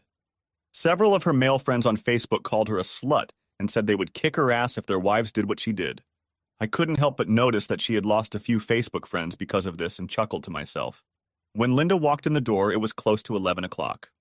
I looked up from my desk and saw a Jaguar pulling away from the house. Jim, it's me, she said, pulling the key out of the lock. I'm home, she announced, as if spending the night with her lover was a regular occurrence for her. By the way, why is my car parked in the driveway and not in the garage? And what are those things in it? Her eyes widened when she saw me at the table. I knew I looked terrible. Her face turned white as she looked around the house. It was an absolute disaster. Oh my God, she exclaimed.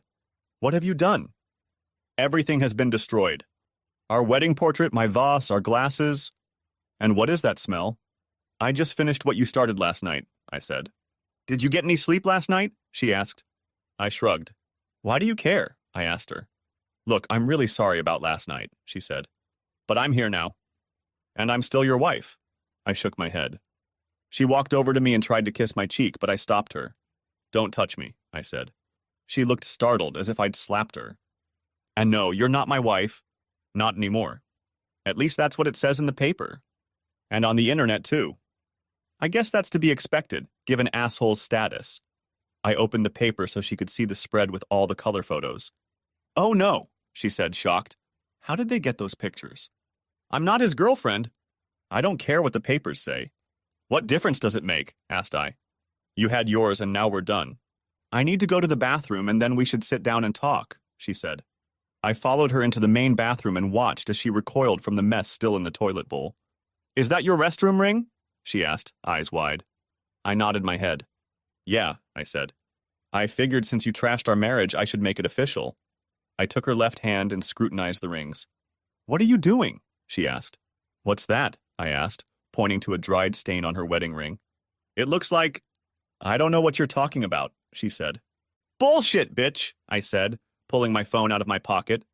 I went into the text messages asshole had sent me and pulled up a video of him smearing it all over her rings. Her face lost color when I played her that video. Not only did you disrespect me in public with our so-called friends, you humiliated me in front of the whole town and the whole damn world. And then you did it to the symbols of our love, I said, getting angrier by the second. I shook my head, picked up the napkin, and pulled the rings off her. What are you doing? She asked. She shrieked as I threw the rings into the toilet bowl. I then flushed the toilet and watched the rings go down the drain. She screamed, her eyes widened, and her mouth was open as wide as I had never seen it before. My rings! She screamed, tears rolling down her cheeks. You flushed them down the toilet. How could you? You have to give them back. No, bitch, I said. How could you? I've loved you exclusively for over a decade, and this is the thanks I get? Screw you! But it was just one night, she said. We have the rest of our lives ahead of us. I pulled out my phone and turned on the video where asshole said he'd continue to entertain Linda, maybe even while I watched. Was he telling the truth? I asked. Do you really want to do this? To do it in our bed while I watch? It may have come up, but I didn't think he was being serious, she said. Besides, it was just pillow talk. You mean like this? I asked, showing her the video. She shook her head. That's not what I meant, she said. Well, I'm serious, bitch, I said. Get out of here. And let your lover know that if he takes one step inside this house, I will kill him where he stands, I said. Now get the hell out before I throw you out. But I live here too, she said. I shook my head. Not anymore, I said. I'm going to a lawyer on Monday to get a divorce. You don't live here anymore. Your junk is in the car, and your mother is waiting for you. From now on, you're dead to me. You understand? I don't want to see your face again as long as I live. Now get out. Get out! What about the children? She exclaimed. What about them? I asked. You didn't care about them or me when you left to be with asshole. That's not true. And please stop calling him that, she said. Screw you, I said. Oh wait, he already did. Any man who can just walk up and take a woman without a second thought is just an asshole in my opinion. He knew you were married, and you're not the first person he's done that to. You didn't even look at him when he took you, and now you're defending him against me. You got what you wanted. Now get out, bitch. Just get out of my sight. You make me sick. She jerked back, hot tears streaming down her face. Get the hell out. She jumped up when I yelled and ran down the stairs, wailing and crying. I followed her downstairs and grabbed her purse before she reached it. I pulled out her keys, removed her house key, put the keys back, and tossed her purse to her. Please don't do this, she wailed in the front room. I'll make it up to you. Just don't leave me like this. I'm begging you. I never meant to hurt you. I love you. I'd never seen so much anguish on a woman's face before, but at that moment, I just didn't care about her feelings. I pointed to the door. That's too bad, because now I hate you to the core. Now for the last time, get out, I said. Shivering and crying, she turned and walked out of the house. I watched her get into her car and drive away, wiping the tears from her face. Finished with the confrontation, I collapsed on the couch, completely exhausted, and fell asleep instantly. After waking up in the afternoon, I was able to go upstairs and take a hot shower. So much had happened in the last 24 hours.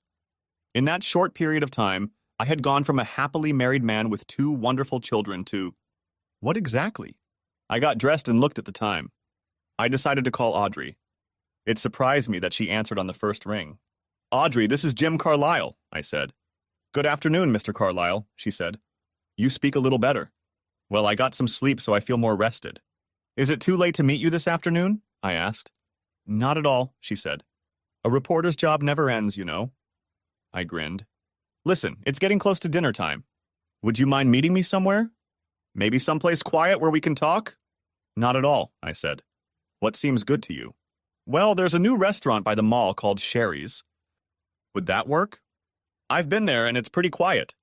We can talk without interference, she said. Yeah, I know the place, I said. I'll meet you there. We finished talking, and I made another call, to my mother. I wanted to talk to the kids to make sure they were okay. They were busy watching Frozen, again, but interrupted the movie to talk. Where's Mom? Asked Emma. She's staying with her mother for now, I said. Why doesn't she stay home with you? She asked. We're working out some issues, I said. That's okay? I'm sure you'll see her soon. Listen, I need to meet someone, but I'll call you later, okay? Okay, Daddy, she said. Bye. My heart was breaking. Linda and asshole had not only ruined my marriage, They had ruined my children's lives, and for that I would never forgive them. Sighing, I left the house and drove to Sherry's. When I got there, I was escorted to a table in the corner where a young, pretty brunette was sitting with an open laptop. She looked up as I approached, stood up, and introduced herself. We each placed our order, and the waitress stepped away from the table. "Mr. Carlyle," she said. "Nice to meet you." "It's a pleasure to meet you, Miss Tannis," I said. "Please call me Jim." "Thank you," she said. "And please call me Audrey.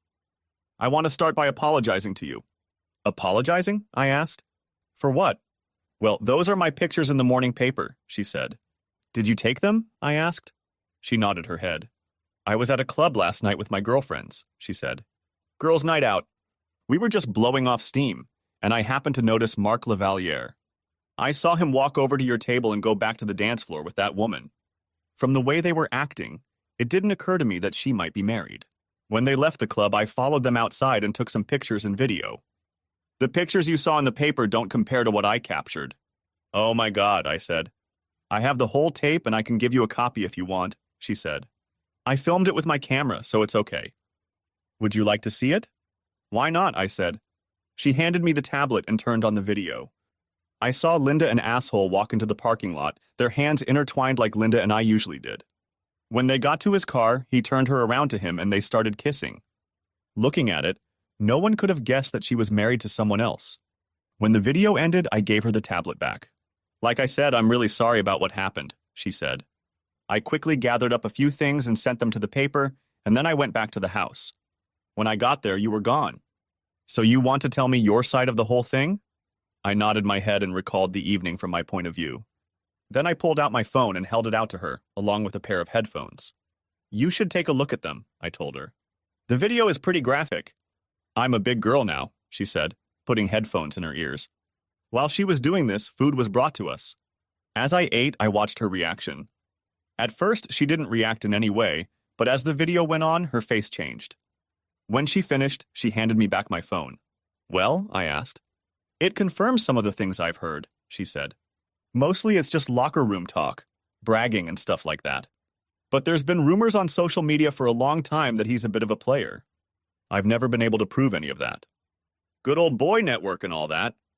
They seem to have each other's backs, if you know what I mean." "I can imagine," I said. "So what are you going to do?" she asked. "I'm going to get a divorce," I said.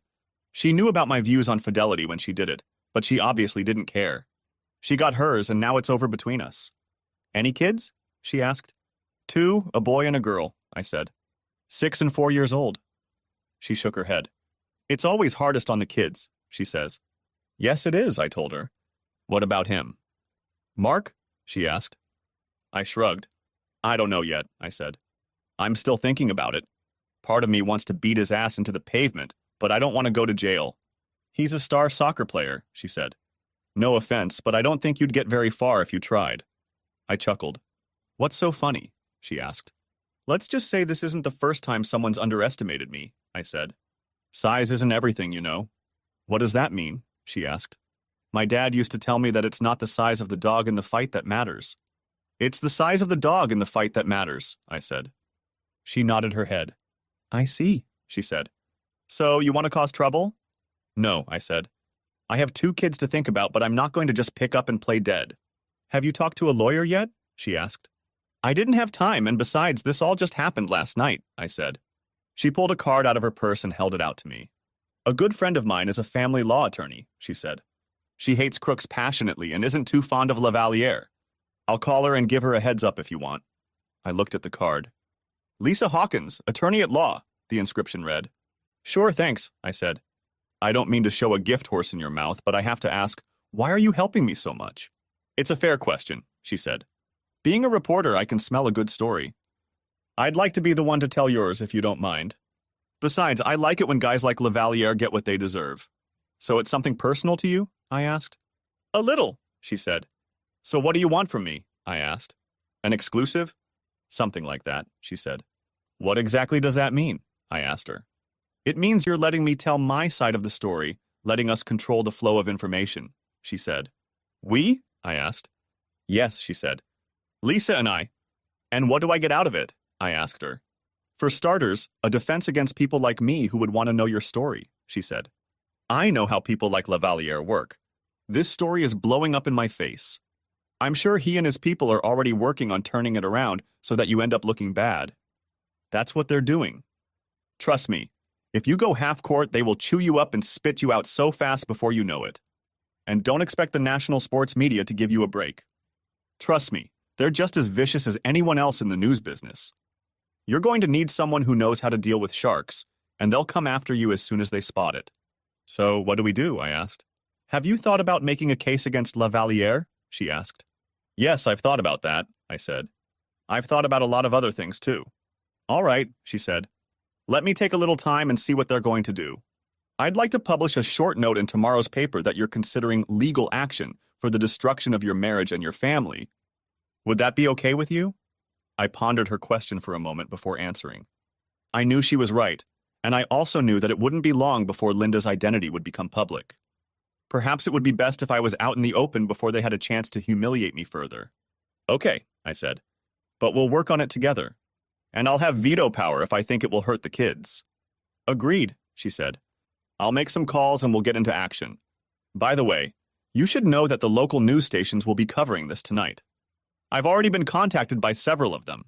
What did you tell them? I asked. I haven't said anything yet, she said. I wanted to talk to you first. I appreciate that, I said. We finished our meal and said goodbye. I hoped I was doing the right thing. Looking at the time, I decided to go over to the kids' house and talk to the parents about the whole mess. Checking my phone, I saw that there were no calls or messages from Linda.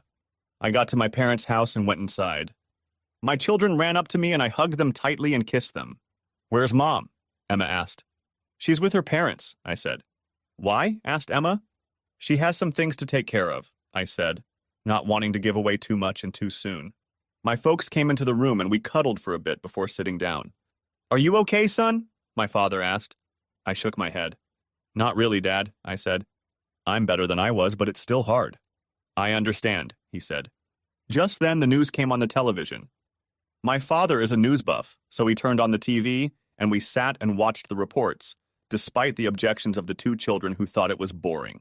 However, a few minutes after the program started, something happened that caught our attention. And now on to our Talk of the Town segment, the male anchor said. The Daily Record reported this morning that star soccer player Mark Lavalier was spotted leaving a local nightclub with a new girlfriend. A video published by the newspaper shows them leaving the club and getting into his car. The scene switched to a short video that had been posted online earlier that day. Linda and Asshole were clearly seen walking hand in hand, and she was easily recognizable as she turned around to kiss him. Daddy, why is Mommy kissing that man? Asked Emma, shocked. Is he her boyfriend? Just watch the news, Emma, I told her. Timmy didn't understand everything his sister was saying, but it was clear he wasn't happy. The anchor continued. We spoke with Audrey Tanis, the reporter who broke the story, and she told us that the woman, who happens to be married, has been identified. Tanis said her husband did not authorize the release of her name. We reached out to Lavalier and Sharks management but received no comment. According to Tanis, more information will be forthcoming, possibly as early as tomorrow, he said. Dad turned off the TV and Mom hurried into the bedroom where the kids were sleeping. Come on, kids, she said, ushering them into the other room. Dad turned to me. What are you going to do, son? He asked. I'm getting a divorce, Dad, I said. He nodded his head. I don't blame you, he said. You know it probably means she gets the kids and you lose everything financially. Maybe, I said. But there's no way I could live with her. Not after this. By the way, I talked to the reporter who broke the story. Yay? He asked. Yes, I said. She offered to tell me everything and help me out. The next few days aren't going to be much fun. This is just the beginning. When this all hits the media, it's going to be a circus. By this time, my mom had returned and sat down next to us. The kids can stay here for a while if they need to, she said.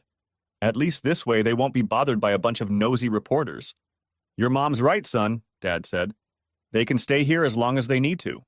I thought for a moment before I answered. You're right, I said. Thank you. I'll get some more of their stuff tomorrow. If you need anything else, let me know. Linda will want to see them, Mom said. Technically, we can't stop her, not without a restraining order. I know, I said. God, it's so messed up. Why did she do it? Surely she must have known it wouldn't end well. It's hard to say, son, my father said. You do what you have to do. We'll help in any way we can. Just don't do anything stupid. Thanks, Dad, I said. We hugged and I went to the kids. Little Emma came up to me with tears in her eyes. Are you going to get a divorce? She asked. I couldn't lie to her and pretend everything was going to be okay. I guess so, honey, I said. But remember, no matter what happens, we all love you very, very much. I hugged her and she cried on my shoulder. Damn you, Linda, I thought. Damn you, bastard. After spending some time with the kids, I went back to the front room. I have to go, I said. I need to clean the house a little. My mom came out with a dish of lasagna. Take this with you, she said. You need to keep your strength up. Thanks, Mom, I said, taking the dish. I love lasagna, and Mom's lasagna was the best lasagna I had ever eaten. We said our goodbyes and I headed home. When I got home, I put the lasagna in the fridge, then checked Linda's Facebook page and saw that the post was still hanging. By this point, it had been viewed by over 500,000 people and several comments had been left. Most of them were negative, with the kindest ones calling her a whore. I also noticed that she had lost almost 3/4 of her friends. I smiled to myself and shut down the computer. I had cleaned up after the night's rampage and was getting ready to heat up the lasagna my mom had given me when I heard the doorbell ring. Shit, I thought. I went to the door and looked through the peephole. It was Dee and Dave. What the hell did they want? I opened the door slightly. What the hell do you want? Growled I. They both jumped back in shock. Can we talk, Jim? Asked Dee. Please? Why? I asked. Because we're friends and we're worried about you, she said. I snorted. Friends? I asked. With friends like you, who the hell needs enemies? Please, Jim, can we come in and talk for just a minute? Pleaded Dee. I thought for a moment, then decided to let them come in. They looked around, shocked. All of Linda's things were gone, but what was left of the destroyed wedding portrait still hung over the fireplace. So, what do you want? I asked, pouring myself a cup of coffee. I didn't offer them anything, and I could tell they noticed that. However, they didn't say anything. Jim, first of all, we want to apologize for last night, Dee said. I saw the video you emailed us and read the report. We didn't know it was going to be that bad, and we just wanted to apologize. You didn't know, did you? I asked mockingly. But you knew she was married last night when you practically pushed her into his bed, didn't you? Yes, it is, Dee said. What's more, Linda knew she was married when she left with him, I added. The simple truth is that neither of you cared. Not even Linda. You all knew she was married, but none of you even thought enough of me to try and stop her. You couldn't put it between her legs fast enough. You couldn't? They looked at each other in shame. All that shit about one and done doesn't mean shit, right? I asked. Probably not, Dee stammered. You know, Linda's really upset right now. We're really worried about her. All she does is lay on her mom's bed and cry. I'm afraid she's about to have a nervous breakdown. I walked over to the bookcase and pulled a thick dictionary from the shelf. I tossed it onto the coffee table. The noise it made as it fell made them both jump. You want sympathy? I asked. I nodded my head toward the dictionary. Look between shit and syphilis and you'll find it there. You won't get it from me, and neither will she. They looked at me, shocked. My God, that really destroyed you, didn't it? Asked Dave. You don't understand shit, I said. I'm just about as close to tipping my hat at someone right now, I said, holding my thumb and index finger 1/32 inch apart. Other than the fact that I don't own a gun, the only reason I haven't is because someone has to think about the kids. God knows neither you nor Linda thought about that last night. So it's true that you flushed your rings down the toilet and told her she was dead to you, Dee said. I nodded my head. Yeah, I said. She messed up our marriage and I just finished what she started. And what are you going to do now? Asked Dave. There should be no doubt about that, I said. Thanks to all of you, I've been humiliated in front of the whole damn world. This article has already gone viral and has racked up at least 1 million views. Anyone who knows Linda can clearly see that it's her. So I have no choice. I have to divorce her nasty ass. I looked at Dee. And you'll be named too, I added. Me? Asked Dee. Why? Because for all practical purposes, you helped her destroy our family, I said. That's the same as being an accessory to a crime. You could have stopped her, but you consciously chose not to, and then you tried to justify what you did to me. By the way, have you told your husband about what you told me yet? Dave looked at her, frowning his eyebrows. What did you say to him? He asked. She looked down at the floor, her face flushed. He looked at me before he spoke. What did she say to you? She told me that if Asshole had approached her instead of Linda, she would have gladly done the same thing Linda did. and was very proud of it, I said. Angry, he turned to her. Is that so? He asked. We'll discuss it when we get home. She looked at me angrily. I asked you not to tell him, she said. I shrugged. That's too bad, I said. I think your husband deserves to know what kind of woman he's married to, don't you? So that's it then? She asked. Quite, I said. They got up to leave, but Dee made one last attempt on Linda's behalf. I understand if you don't want to be friends with us anymore, she said. But can't you find it in your heart to forgive Linda just this once? She really loves you, doesn't she? I shook my head. Are you really that fat, Dee? I asked. No, I can't forgive her. And I never will. She destroyed me with her betrayal. And you helped her. I can never look at you the same way again. She nodded her head and looked depressed. Okay, she said quietly. If anything, I'm sorry. I said nothing, nodding my head. Yeah, I thought she's sorry. Dave held out his hand, then thought for a moment and yanked it away. I'm sorry too, he said. We're all sorry. I guess I'll see you later. I hummed in response, not wanting to say anything to my former friends. I watched them walk away, Dee wiping the tears from her face. I closed the door, locked it, and went into the kitchen to get dinner. After that, I laid down on the bed in exhaustion. I fell fast asleep. The next day I got up, did my morning ritual, and grabbed a newspaper from the porch before making coffee. I looked at the large cast-iron skillet Linda had on the stove and considered making scrambled eggs and bacon, but changed my mind. After devouring a bowl of cereal and a slice of toast, I opened the newspaper and turned to the sports section. Cheating husband considering lawsuit against Sharks, tight end Mark Lavaliere, read the large headline. This has to be good, I thought. Audrey did an excellent job of retelling what I had told her the day before. I noticed that she'd avoided my name, saying I'd spoken to her on condition of anonymity. The man, who identified himself as the woman's husband, also provided a video that clearly shows a relationship between the woman, who he said was his wife, and Lavaliere, the article states. According to the husband, his wife's friends allegedly helped her escape with Lavaliere. Attempts to contact these people have so far been unsuccessful. Like all other players on the team, Lavaliere's contract with the team includes a very strict morals clause. Violation and non-compliance with this clause could result in litigation with the team. We reached out to team management and Lavaliere for comment. We received no response from the team, and Lavaliere simply said, "No comment," the article concluded. Satisfied, I closed the paper and sipped my coffee. My phone buzzed, and I looked up to find a message from Audrey. Hope you read the paper this morning, the message read. I replied, Yes, it is. Great article. Thanks, I wrote back. I received another message, YVW, you're welcome. It was followed by another, expect a call very soon. TTFN. I thanked her again and put the phone back in my pocket. Sure enough, a few seconds later it buzzed. I looked and saw that I was getting a call from an unfamiliar number. I answered, wondering who it could be. Jim Carlisle, I said. Mr. Carlisle, this is Lisa Hawkins, said a friendly female voice. I got your number from Audrey Tanis and wanted to call you. I hope I didn't catch you at a bad time. There are no good times these days, I said. But I'm glad you called, Miss Hawkins. What can I do for you? Well, more like what I can do for you, she said. For starters, just call me Lisa. Okay, Lisa, I said. And please call me Jim. Thank you, Jim, she said.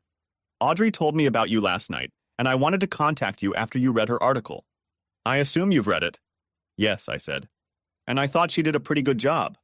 I thought so too, she said. Look, Jim, I'd like to represent you if you don't mind. Is it true that you're considering legal action against Lavaliere and the team in addition to divorcing your wife? Yes, it is, I said. Well, you're in luck, she said. Not only is adultery a permissible ground for divorce in this state, but it's against the law, even though it's not enforced. And suits for alienation of affection are also allowed in this state. I think you have a very strong case. I understand you have children? Yes, I said. 2, a boy and a girl. Will you seek custody? She asked. Absolutely, I said. It might be a little complicated, but we can certainly ask for it, she said.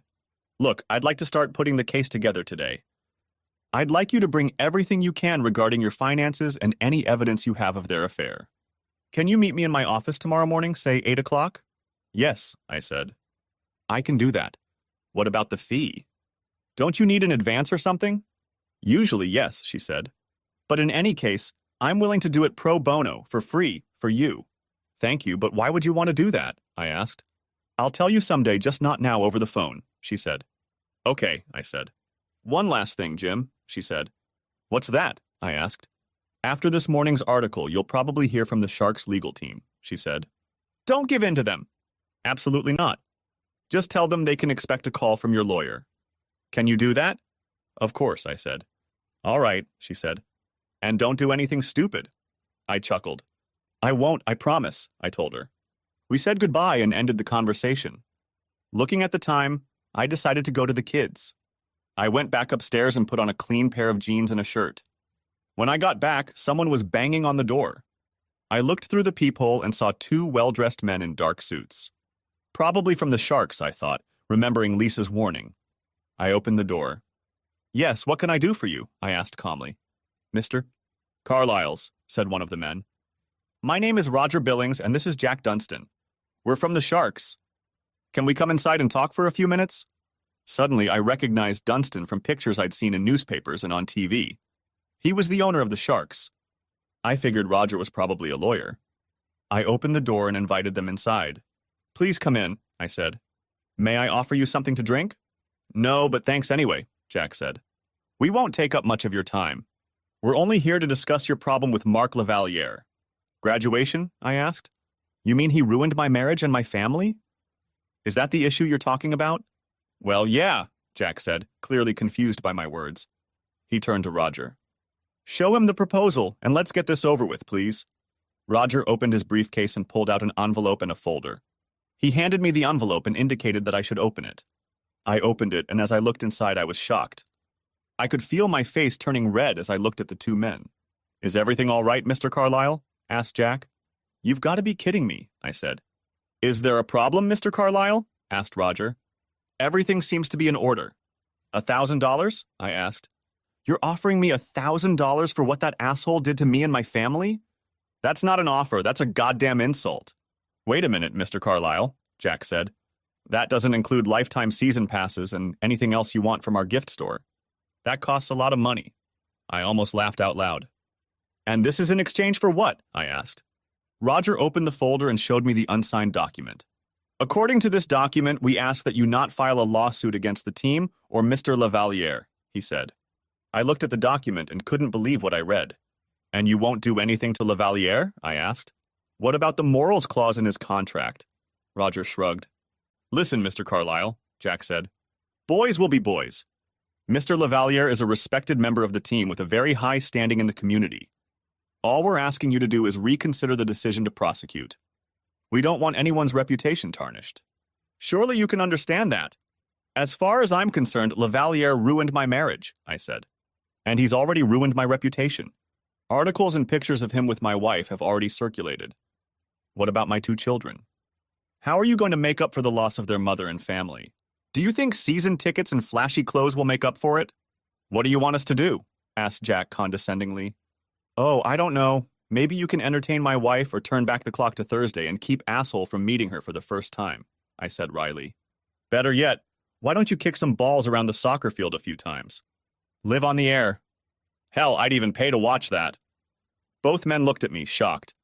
We can't do any of that, Mr. Carlyle, said Roger. Perhaps you'd like to make a counteroffer? You will listen to my attorney. This meeting is over. Please leave. They looked at each other, then stood up. Jack held out his hand to shake mine, but I didn't take it. They nodded their heads and walked out the door. After they left, I called Lisa to let her know what had happened, then called my parents and went over to their house to spend some time with the kids. Emma was still shocked to see Linda kissing another man. I talked to the parents for a while and decided to take the kids to Chuck E. Cheese's and then pick up their stuff. We had a good time, and for a couple hours they were kids again, laughing and playing. Unfortunately, all good things come to an end sometime, and this occasion was no exception. They grumbled a bit but joined me as we walked to the car. We went to their rooms and packed up their things to take them to their grandparents' house and then went back downstairs. The next thing I knew, the front door swung open. I saw that the door jamb was broken, and the next thing I realized was that asshole was standing there in all his rage looking at me. You goddamn bastard, he shouted. I'm going to hurt you for everything you've done. All I wanted was a piece of ass, but you made a big goddamn federal case out of it. I tried to speak but couldn't as his fist caught up to my face and threw me back. After the stars disappeared from my vision, I realized that I needed to find something to defend myself, as I knew it wasn't going to be all about fists alone. I was filled with rage, and I remembered the iron skillet on the stove. He fell to the floor, and I dropped the frying pan, but my rage didn't subside. "Drop the frying pan, sir," the man said. I let go of the cast iron skillet and turned around, hearing it hit the floor. "Stay where you are, hands behind your head." I obeyed the policeman's order and put my hands behind my head. He put my hands behind my back and handcuffed me. After making sure I was no longer a threat, he lifted me to my feet. "Officer, he broke into my house," I said. "I know," he said. "Your neighbor across the street saw him kicking in the door and called 911. I got here as fast as I could." "Are you okay?"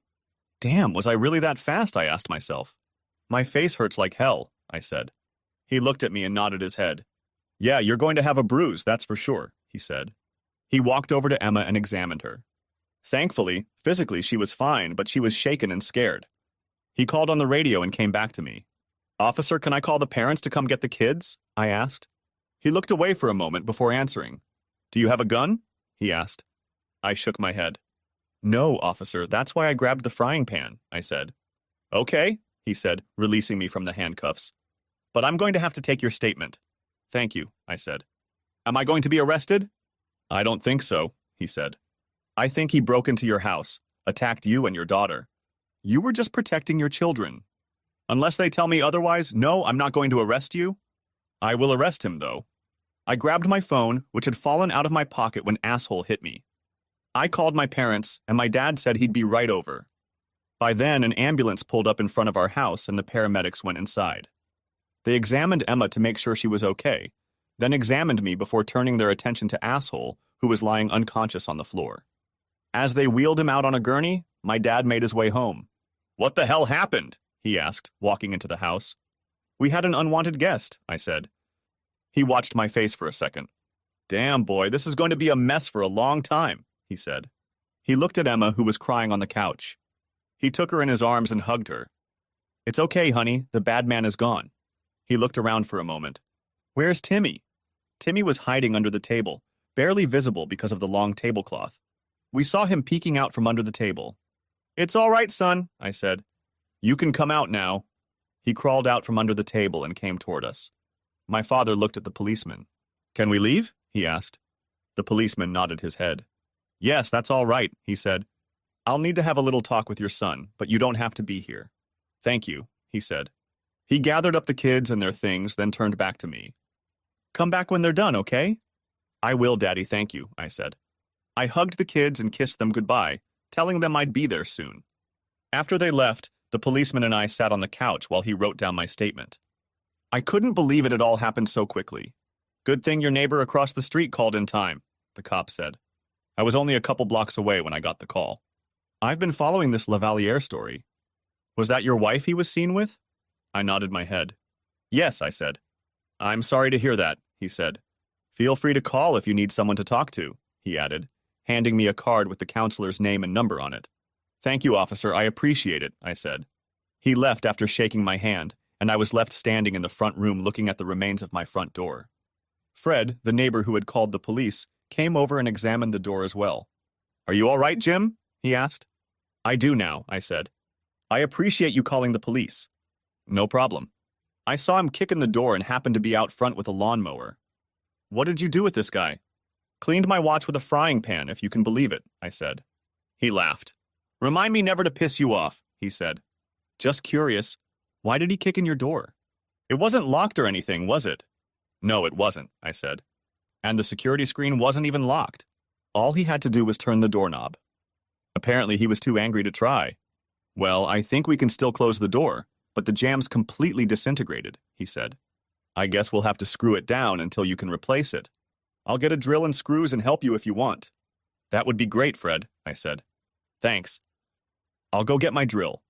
With Fred's help, we managed to close the door, but I had to bolt it because asshole had done damage to it when he kicked it with his foot. Luckily, the deadbolt wasn't locked at that point, and I was able to use it. "That'll do it," he said. "Let me know when you get a replacement, and I'll help you put it in." "Thanks again," I said. Just one more thing my wife's cheating managed to ruin, I thought to myself. I quickly made 2 calls, one to Lisa and one to Audrey. Lisa wasn't very happy that I had mopped the floor with Zasrans with a frying pan, but she was glad it was all over.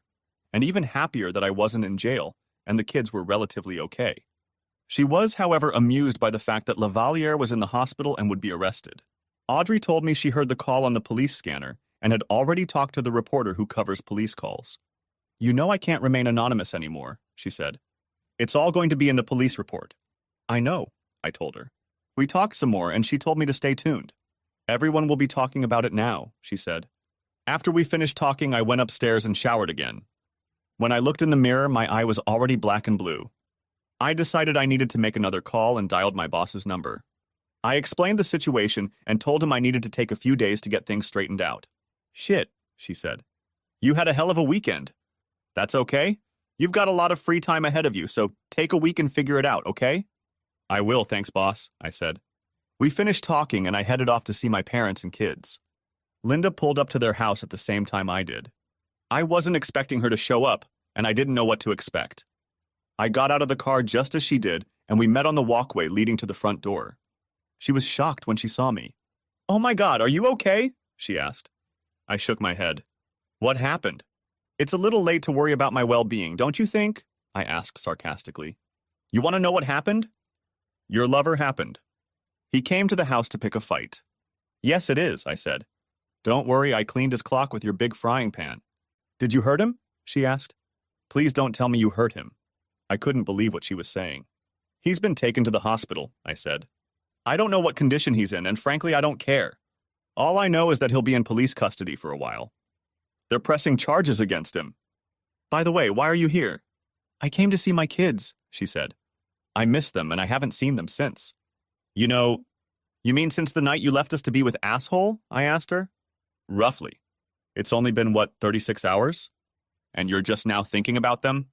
"Please don't call him that," she said. "That man ruined our marriage, Linda, and you helped him without a second thought for me or the children," I said, my anger building. "He ruined our family. I'd say that makes him an asshole of the highest order. And you're defending him." I walked into the house and she followed me.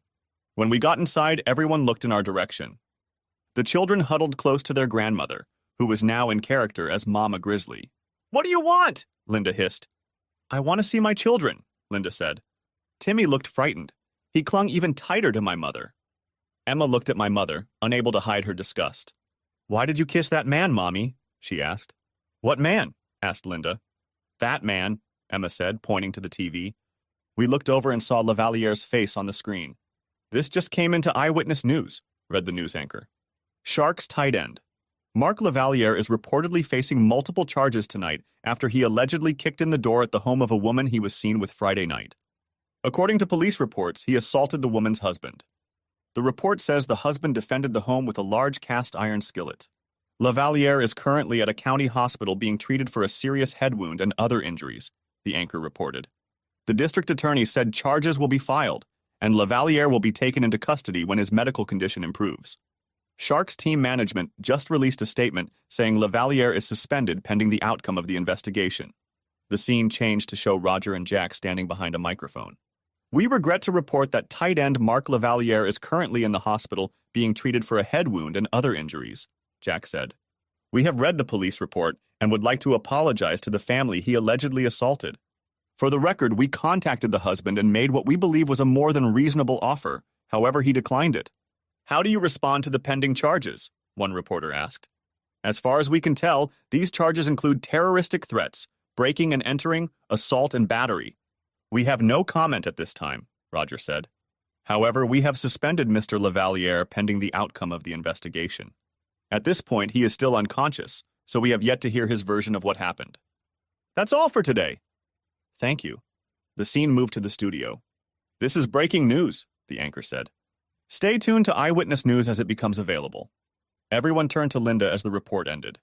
"Oh my God," she said quietly. "Unconscious? What other injuries are they talking about, Jim? What did you do to him?" "That's right," I said. "Show concern for your lover. If you must know, I hit him." "Several times." Linda started to approach Emma, but the girl recoiled. My mother spoke up. "Haven't you done enough for these children?" she asked. "With this family? I think it would be wise for you to leave now, Linda," my father said. "While you still can." "And Linda," my mom said. "You will never be welcome in this house again." With tears in her eyes, Linda looked at the children, at my mother, then at my father, and finally at me. There wasn't an ounce of sympathy for her in the room. She turned and headed for the door. It was just one night, she sobbed as she left. After she left, I hugged the children and they cried on my shoulder. Eventually, they quieted down. I kissed them both goodnight, and after saying goodbye, I left. When I got home, I reminded myself to enter through the garage since the front door didn't work. As I entered the house, the phone buzzed. I looked and saw it was calling me from LV, a close family friend who had recently retired after working for many years as an attorney. He was one of the smartest and wisest people I knew, and the best friend to a family like ours. "Hi, LV," I said when I answered. "Hey, you," the old man said. "I saw that report. I've been following the story and I recognized Linda from the pictures in the paper. Are you and the kids okay?" "Not really," I said. "Is it true that you cleaned Lavaliere's watch with a frying pan?" he asked. "Yes, it's true," I said. He laughed. "Good for you," he said. "I take it you're divorcing Linda?" "Yes," I told him. "Is there no chance you can negotiate with her?" he asked. "I'd hate to see you break up." "No chance, LV," I said. I told him about the videotapes Lavaliere had sent and what he'd said. "Well, that complicates matters somewhat," he said. "Have you talked to a lawyer yet?" "I have an appointment with Lisa Hawkins in the morning," I said. "Hawkins, huh?" he asked. "The Ice Queen herself." "The Ice Queen?" I asked. "Yeah, she's cold as ice in the courtroom," he said. "If you need scorched earth, she's your girl. But she's also one of the most expensive family law attorneys in the state." "Are you sure you can afford her?" "She said she'd take my case pro bono," I said. "Really?" asked LV. "Any idea why?" "No, not one," I said. "Maybe you should ask," he said. "I will," I told him. "We talked some more about this and that. If I can help you in any way, let me know," he said. "Thanks," I told him, ending the conversation. I ate a little dinner, then picked up the things Lisa said she needed to see. I climbed into bed and fell soundly asleep. The next morning after breakfast, I was out the door. Halfway to Lisa's office, my phone rang. I saw that it was a call from Linda's mother, and I answered it, using a Bluetooth headset so I wouldn't get caught talking on the phone while driving. "Jim, you have to go to the hospital," she said frantically. "Why?" I asked. "It's Linda," she said. "She tried to kill herself last night. Took an overdose of sleeping pills and some alcohol. She's been put down and her stomach pumped, but she's still out of danger." "Tried to unhook yourself and screwed up too, huh?" I asked coldly. "Sorry, I have an emergency right now. Maybe I can swing by her place after the meeting." "Jim, she's still your wife and the mother of your children," she said. "And she's in the hospital. Don't you have feelings for her at all?" "Why do you think she's there?" I asked. "And do you think she even thought about the kids when she left with that asshole? Or about me? I have an appointment with my lawyer. I can swing by her place when I'm done." "Please, Jim, she's a total wreck," she said. "It's completely destroyed her. She has no one to blame but herself," I said. "How can you be so cold?" she asked. "Linda loves you and the children." "I feel the love, I tell you," I said. "I'd better be going. I'll look in on you when I'm done." She gave me the room number, and I hung up after saying goodbye. I made my way to the parking lot downtown and then headed towards the building where Lisa's office was located. I was greeted by an attractive young brunette receptionist who directed me to a chair in the waiting area, summoning Lisa. A few minutes later, a petite blonde woman in a pantsuit came out and ushered me inside. Once in the office, she turned and held out her hand to me. "I'm Lisa Hawkins," she said with a smile. "It's nice to finally meet you, Jim." "Likewise," I said, "though I wish it had happened under more favorable circumstances." "Me too," she said. "Well, let's get right to the point, shall we? Did you bring the information I asked for?" "Yes," I said, pulling out a folder with all of our financial information. I also handed her the USB drive with the videos asshole had sent me. She took a quick look through it all, nodding her head and making notes as she went. "So," she said, finishing, "here's what I think we should do. We'll file a petition citing adultery as grounds for divorce. In this state, adultery can be used as leverage against any form of alimony. Plus, it looks like you both make almost the same amount of money. Usually the state splits everything in half, but in your case, I think we may be able to get a little more. We'll ask for physical custody, but you should know that in most cases the court awards it to the mother unless there's nothing to indicate she's unfit to be a mother." "Well, she tried to kill herself last night," I said.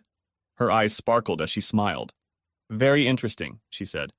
"I suppose you could make the argument that a person who attempts suicide isn't mentally stable enough to take care of children. And as you said, her lover attacked your family. That reminds me, I need to apply for a restraining order against her and Lavaliere. Even though he's in the hospital and will be charged? I asked.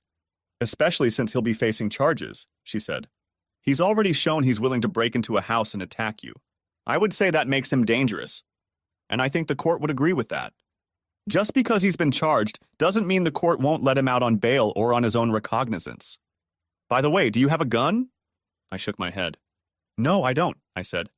That's why I used a frying pan. She laughed. Okay, she said. Remind me never to piss you off, at least not in the kitchen. By the way, where are your kids now? They're at my parents' house, I said. Okay, we'll include them and their house in the restraining order, she said. Then she pulled out another packet of documents. I've also started working on a lawsuit against Lavaliere and the team, she said. You should know that usually alienation of affection lawsuits don't go very far. However, I think your case will be helped by the videos he sent you and the allegations stemming from his assault on you, your home, and your daughter. I did a little research and found out that with everything included, he is worth about $125 million. I think $12.5 million would be a reasonable figure considering what he did to you and your family. That doesn't mean you'll get that amount, but it's worth a shot. Since we know he's done this to other people, maybe we'll find out if they'd be willing to come forward. Maybe we can make it a class action suit. What do you say? You're a lawyer, I said. You do what you think is right. Okay, she said. It won't be easy, but we can try. I think we can make similar claims against the team, since all players are required to sign a morals agreement. However, it depends on what they do with it after the charges are filed. You have to know it will be an uphill battle. I've already figured it out, I said. If anything, I think the divorce itself can be settled pretty quickly, she said. Adultery is still considered a misdemeanor in this state, even though no one has ever been prosecuted for it. I don't agree with that law, but it's still on the books. But we can use it to our advantage. If she tries to contest the divorce, we can use that as leverage. If she doesn't contest the divorce, it could be finalized in as little as 3 to 6 months. Litigation will take more time and work, but I think we'll end up ahead in the end. Any questions? Just one, I said. What is it? She asked. You said you were doing this pro bono, I said. Why are you doing it? You know you're not the only one Lavaliere has hurt, right? I nodded my head. He seduced my fiancée years ago, before he became the star he is now. Wait, what? I asked. I'm sorry to hear that. Is he bisexual or something? She shook her head. No, not at all, she said. But apparently my then fiancée was. I was still confused, and it was obviously reflected on my face. She smiled and explained. We got engaged after the 2015 Obergefell decision allowed same-sex marriage nationwide. The situation was similar to yours. She fell in love with him at first sight, about the same as your wife. After that, things were never the same between us. I broke off the engagement, and frankly, I wanted to get back at him, but the opportunity never came until you came along. Most of his victims usually hid in shame after becoming cuckolds. I'm sorry to hear that, I said. Are you two still friends? We're friends, but I wouldn't say we're friends, she said. I've moved on, and so has she. She stopped and gave me a serious look before continuing. Does my lifestyle bother you? She asked. I shook my head. Not at all, I said, making her smile. Good, she said. I'm glad to hear you say that. So you and Audrey Tanis are together? I asked. She laughed and shook her head. We're good friends, but nothing more than that, she said.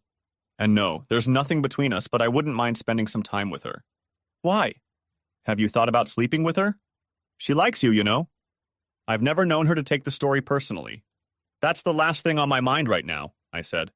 These days, my kids are the most important thing in my life. That's the way it should be, she said. They need their father now more than ever. Look, let me get started on all this, and I'll have the divorce papers ready in a day or two. If your wife is still in the hospital, maybe we can file it there. I'd like to attend her funeral if possible, I said. I think we can arrange that, she said. She stood up, signaling that the meeting was over. I'll be in touch. Be careful, okay? I stood up and we shook hands once more. Leaving her office, I headed to the hospital to check on Linda's condition. I parked the car and headed inside. When I entered her room, her mother was talking to the doctor. I looked over and saw that Linda was hooked up to tubes running through her arms into a ventilator. She looked like hell. Oh, it's good you're finally here, her mother said. They've put her on a suicide watch and are going to run tests on her. They're worried she might have brain damage since she's been unconscious for so long. I mean, she almost died. What's wrong? I asked. After she came back from seeing you and the kids, she went upstairs. I heard her crying, so I went to check on her, she said. I held her in my arms for a long time and I thought she was fine, so I gave her a nightcap to calm her down. When I checked on her early in the morning, I saw an open vial of sleeping pills next to her glass, which was empty. Her face was blue and I thought she was already dead. I called 911 and they brought her in. They pumped her stomach and gave her something against pills, but she's not in the best condition. As soon as the doctor says her condition is stable, a psychologist will come in with her. Maybe they'll keep her in the psychiatric ward for a while. I don't know. How long will she be here? I asked. A few days, she said. I called her work and they put her on sick leave. Why? Are you going to serve her divorce papers here at the hospital? If she's here, yes, I said. How could you? She asked. It would kill her. She's already devastated enough as it is. Heavy shit, I said. She looked at me, shocked. Jim Carlyle, how can you be so cold and cruel? She asked. I looked at her for a moment before I spoke. I can be as cold and cruel as it takes, I said. She knew what she was doing when she left me, but she didn't care. Now she's going to have to pay for what she did to our family. I looked at Linda and saw a tear run down her cheek. I shook my head and left the room. When I got home, I did my best not to think about Linda. The first thing I needed to do was fix the door, so I went online and priced out doors. I realized I'd have to pay for the jam as well. Damn it! I took measurements and ordered a new door online. I also ordered new door locks. The website said my order would be delivered the next day, so I went to my neighbor Fred, who said he would help me hang the new door when it was delivered. The next 2 days were pretty much the same. I got up, ate, watched the news, then did chores around the house. When the door arrived, Fred and I hung it, and I replaced the door locks. Then I spent some time with my children. My parents were kind enough to drive them to school or daycare and pick them back up, but I wanted to see them as often as possible. It was hard to make them realize that their mother wouldn't be around as often as she used to. Emma was still afraid of adults, especially men, and I spent as much time with her as possible. Damn Linda for doing that, I thought. The day came when Linda was to be served with the divorce papers, and Lisa called me to let me know when the bailiff would show up. She advised me not to say anything until the papers were served. I gave her the room number and headed for the exit. I met the bailiff at the door and saw Linda's mother standing there, wiping tears from her face. Please don't do this to her, she begged. Not like this. I shook my head and went into the room with the bailiff. Linda was off the ventilator and lying in her bed, tears streaming down her cheek. The bailiff approached her. Linda Carlyle? He asked. It's me, she said quietly. He held out a manila envelope to her. You have been served with a summons, he said. In addition to the divorce papers, you will also learn that a restraining order has been issued against you and Mr. Lavaliere. You are both ordered to stay at least 500 feet away from your husband, your children, your husband's residence, and the residence of his parents. This includes your husband's place of employment. Failure to comply with this order will subject you to arrest and imprisonment. Do you understand? She nodded her head and turned to me. Can't we forget about it? She asked. It was just one night. One night is one night too many, Linda, I said. Emma still hasn't recovered from what your lover did to her. It never would have happened if you hadn't done what you did. Sign the papers, Linda. But I don't want a divorce, she said. What if I decide to fight it? Then I will have no choice but to formally charge you with adultery, I said. Adultery? She asked. Yeah, my lawyer says adultery is a misdemeanor in this state, I said. No one's ever been prosecuted for it yet, but there's always a first time. Just sign the papers and be done with it. If you look, you'll see that we're asking for half of what we already have in the bank. You'll also see that I'm asking for guardianship since you don't seem to be able to take care of yourself. Once the doctor says you are fine, I will allow you to see the children if they want to see you. Right now they don't. We're asking for a minimum amount of child support, but no more than that. You get what's yours, I get the house and what's mine. Under the circumstances, I think I'm being more than fair. Can I at least look at them before I sign? She asked. Of course, I said. She read the papers, tears streaming down her cheeks. After a few minutes, she sighed and asked for a pen. The process server held one out to her and watched her sign the papers. He signed as a witness and took them from her. I'll give them to Miss Hawkins, he said. Have a good day. As he left the room, Linda looked at me, hot tears streaming down her face. Is there no way we can forget about this? She pleaded. I didn't intend to hurt you. It just happened. Actually, you wanted to hurt me, I said. You wasted no time leaving with asshole when he picked you up at that club. As soon as you saw him, he grabbed you. You didn't even bat an eye at me. There's no way I can forget what you did. Ever. She started crying even harder. I'm sorry, Jim, she said. Will you ever be able to forgive me? I shook my head. No, I said. I don't forgive you, at least not now. Maybe in a few years, but not now. God knows I'll never be able to forget what you did. I'm so sorry, she cried. Normally, I would have reached out to her to comfort her, but at that moment I felt nothing for her. It was as if she were a stranger on the street, one of thousands of others I could pass by in a day without even glancing at them. Yeah, I said quietly. Me too. I turned and walked out of the room and out of her life. Epilogue. The next few months were difficult for all of us. The children and I were learning to get along without Linda and getting into a routine. I learned everything that Linda used to do, mostly by trial and error. Being Mr. Mom was not easy, but I managed with some help from Mom. After a while, the children didn't miss their mother so much anymore. Emma went to counseling and it helped a lot. Linda, by the way, tried to commit suicide 2 more times and was saved again by her mother. After the 3rd time, she was declared incompetent and placed in a long-term psychiatric facility run by the state. I hear that she spends most of her day in an almost catatonic state, not talking to anyone. She eats, breathes, goes to the bathroom, and sleeps, but that's pretty much it. The rest of the time she sits in her room rocking back and forth and apparently daydreaming about happier times. I no longer socialize with the circle of friends we used to have. Dee exploded when she was handed the papers. Of course, I didn't get a dime from her, nor did I expect to. I just wanted her to know how much her actions, or lack thereof, had helped ruin 4 lives. I saw Dave a few months after that eventful Friday, and he told me they were getting a divorce. It seems she was trying to do the same thing Linda did, and their so-called friends had her back. Now I know what you've been through, he told me. I can't put into words how sorry I am that all this happened. I didn't get as much as I had hoped, but I still managed to get a very good amount of money from them, enough to put both kids through college and still have some left over. I was also able to get lifetime season tickets. Lavaliere was eventually fired, but only after he went to prison to serve 8 to 15 years, having been found guilty of all the charges against him. We ended up filing 2 lawsuits against the asshole. Over 50 men claimed their marriages were ruined by Lavaliere. Lisa put together a class action lawsuit and submitted it to the court. A few months later, the judge allowed it to be heard, and the games began. Lisa told me that no matter what happened, win, lose, or draw, the asshole would end up with no money. I filed a separate lawsuit against him for intentional infliction of mental anguish and damages as a result of his attack on me, the house, and my daughter. We won that lawsuit with a jury award of $1.5 million. It wasn't as much as we originally asked for, but it felt good that we won. Even though Lisa didn't ask for anything, I gave her a percentage for all her hard work. In July, I decided to sell the house. There were too many bad memories associated with it. I found a nice 3-bedroom apartment nearby that included security, bought it, and we moved in.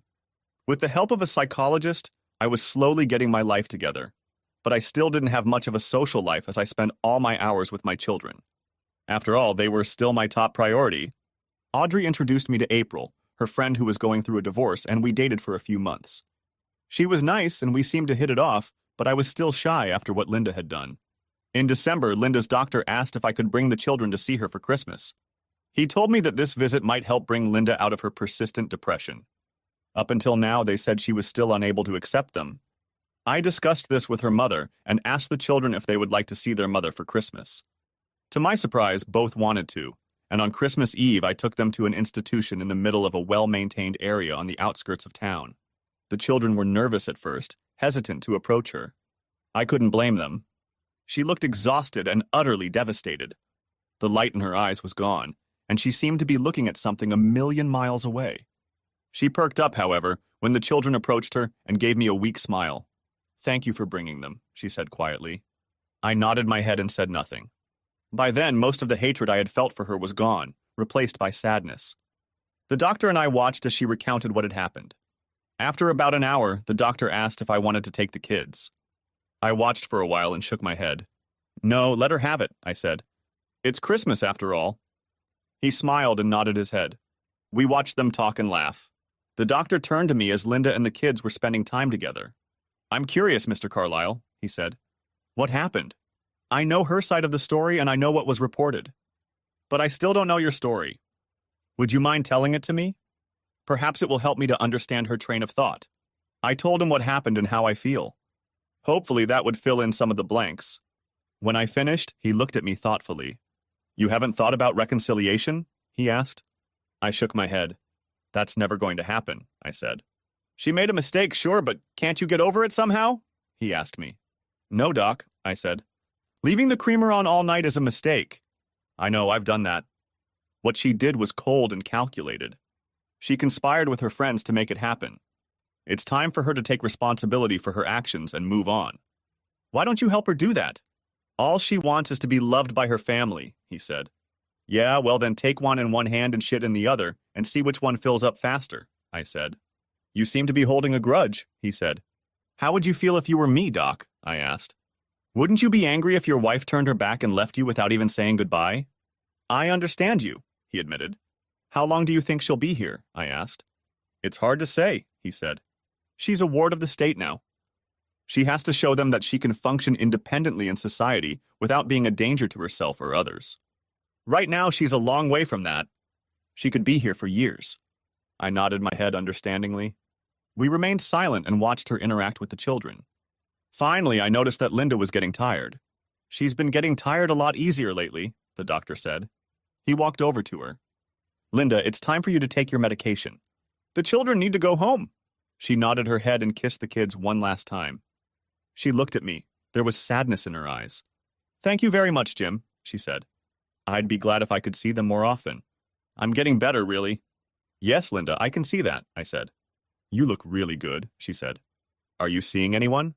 I date from time to time, but nothing serious, I said. I miss you. And I still love you, she said. I nodded my head. I miss the woman I married, I said. Get well, okay? And Merry Christmas. She smiled, and for a moment I saw a hint of the old Linda. Merry Christmas, she said. And thanks again. You're welcome, I said.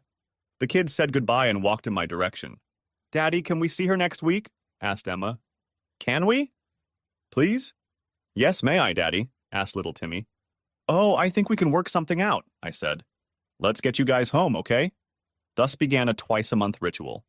Most often the kids were picked up by Linda's mother, but sometimes I did it. A couple times I even had a little talk with her, but we never discussed asshole. There was no way I was going back to her, and she knew it. But she seemed to enjoy the few minutes we spent together. A year and a few days after that Friday when our lives were turned upside down, the first coronavirus death was reported in the United States. It was February 29th. Didn't I say February had to improve to suck?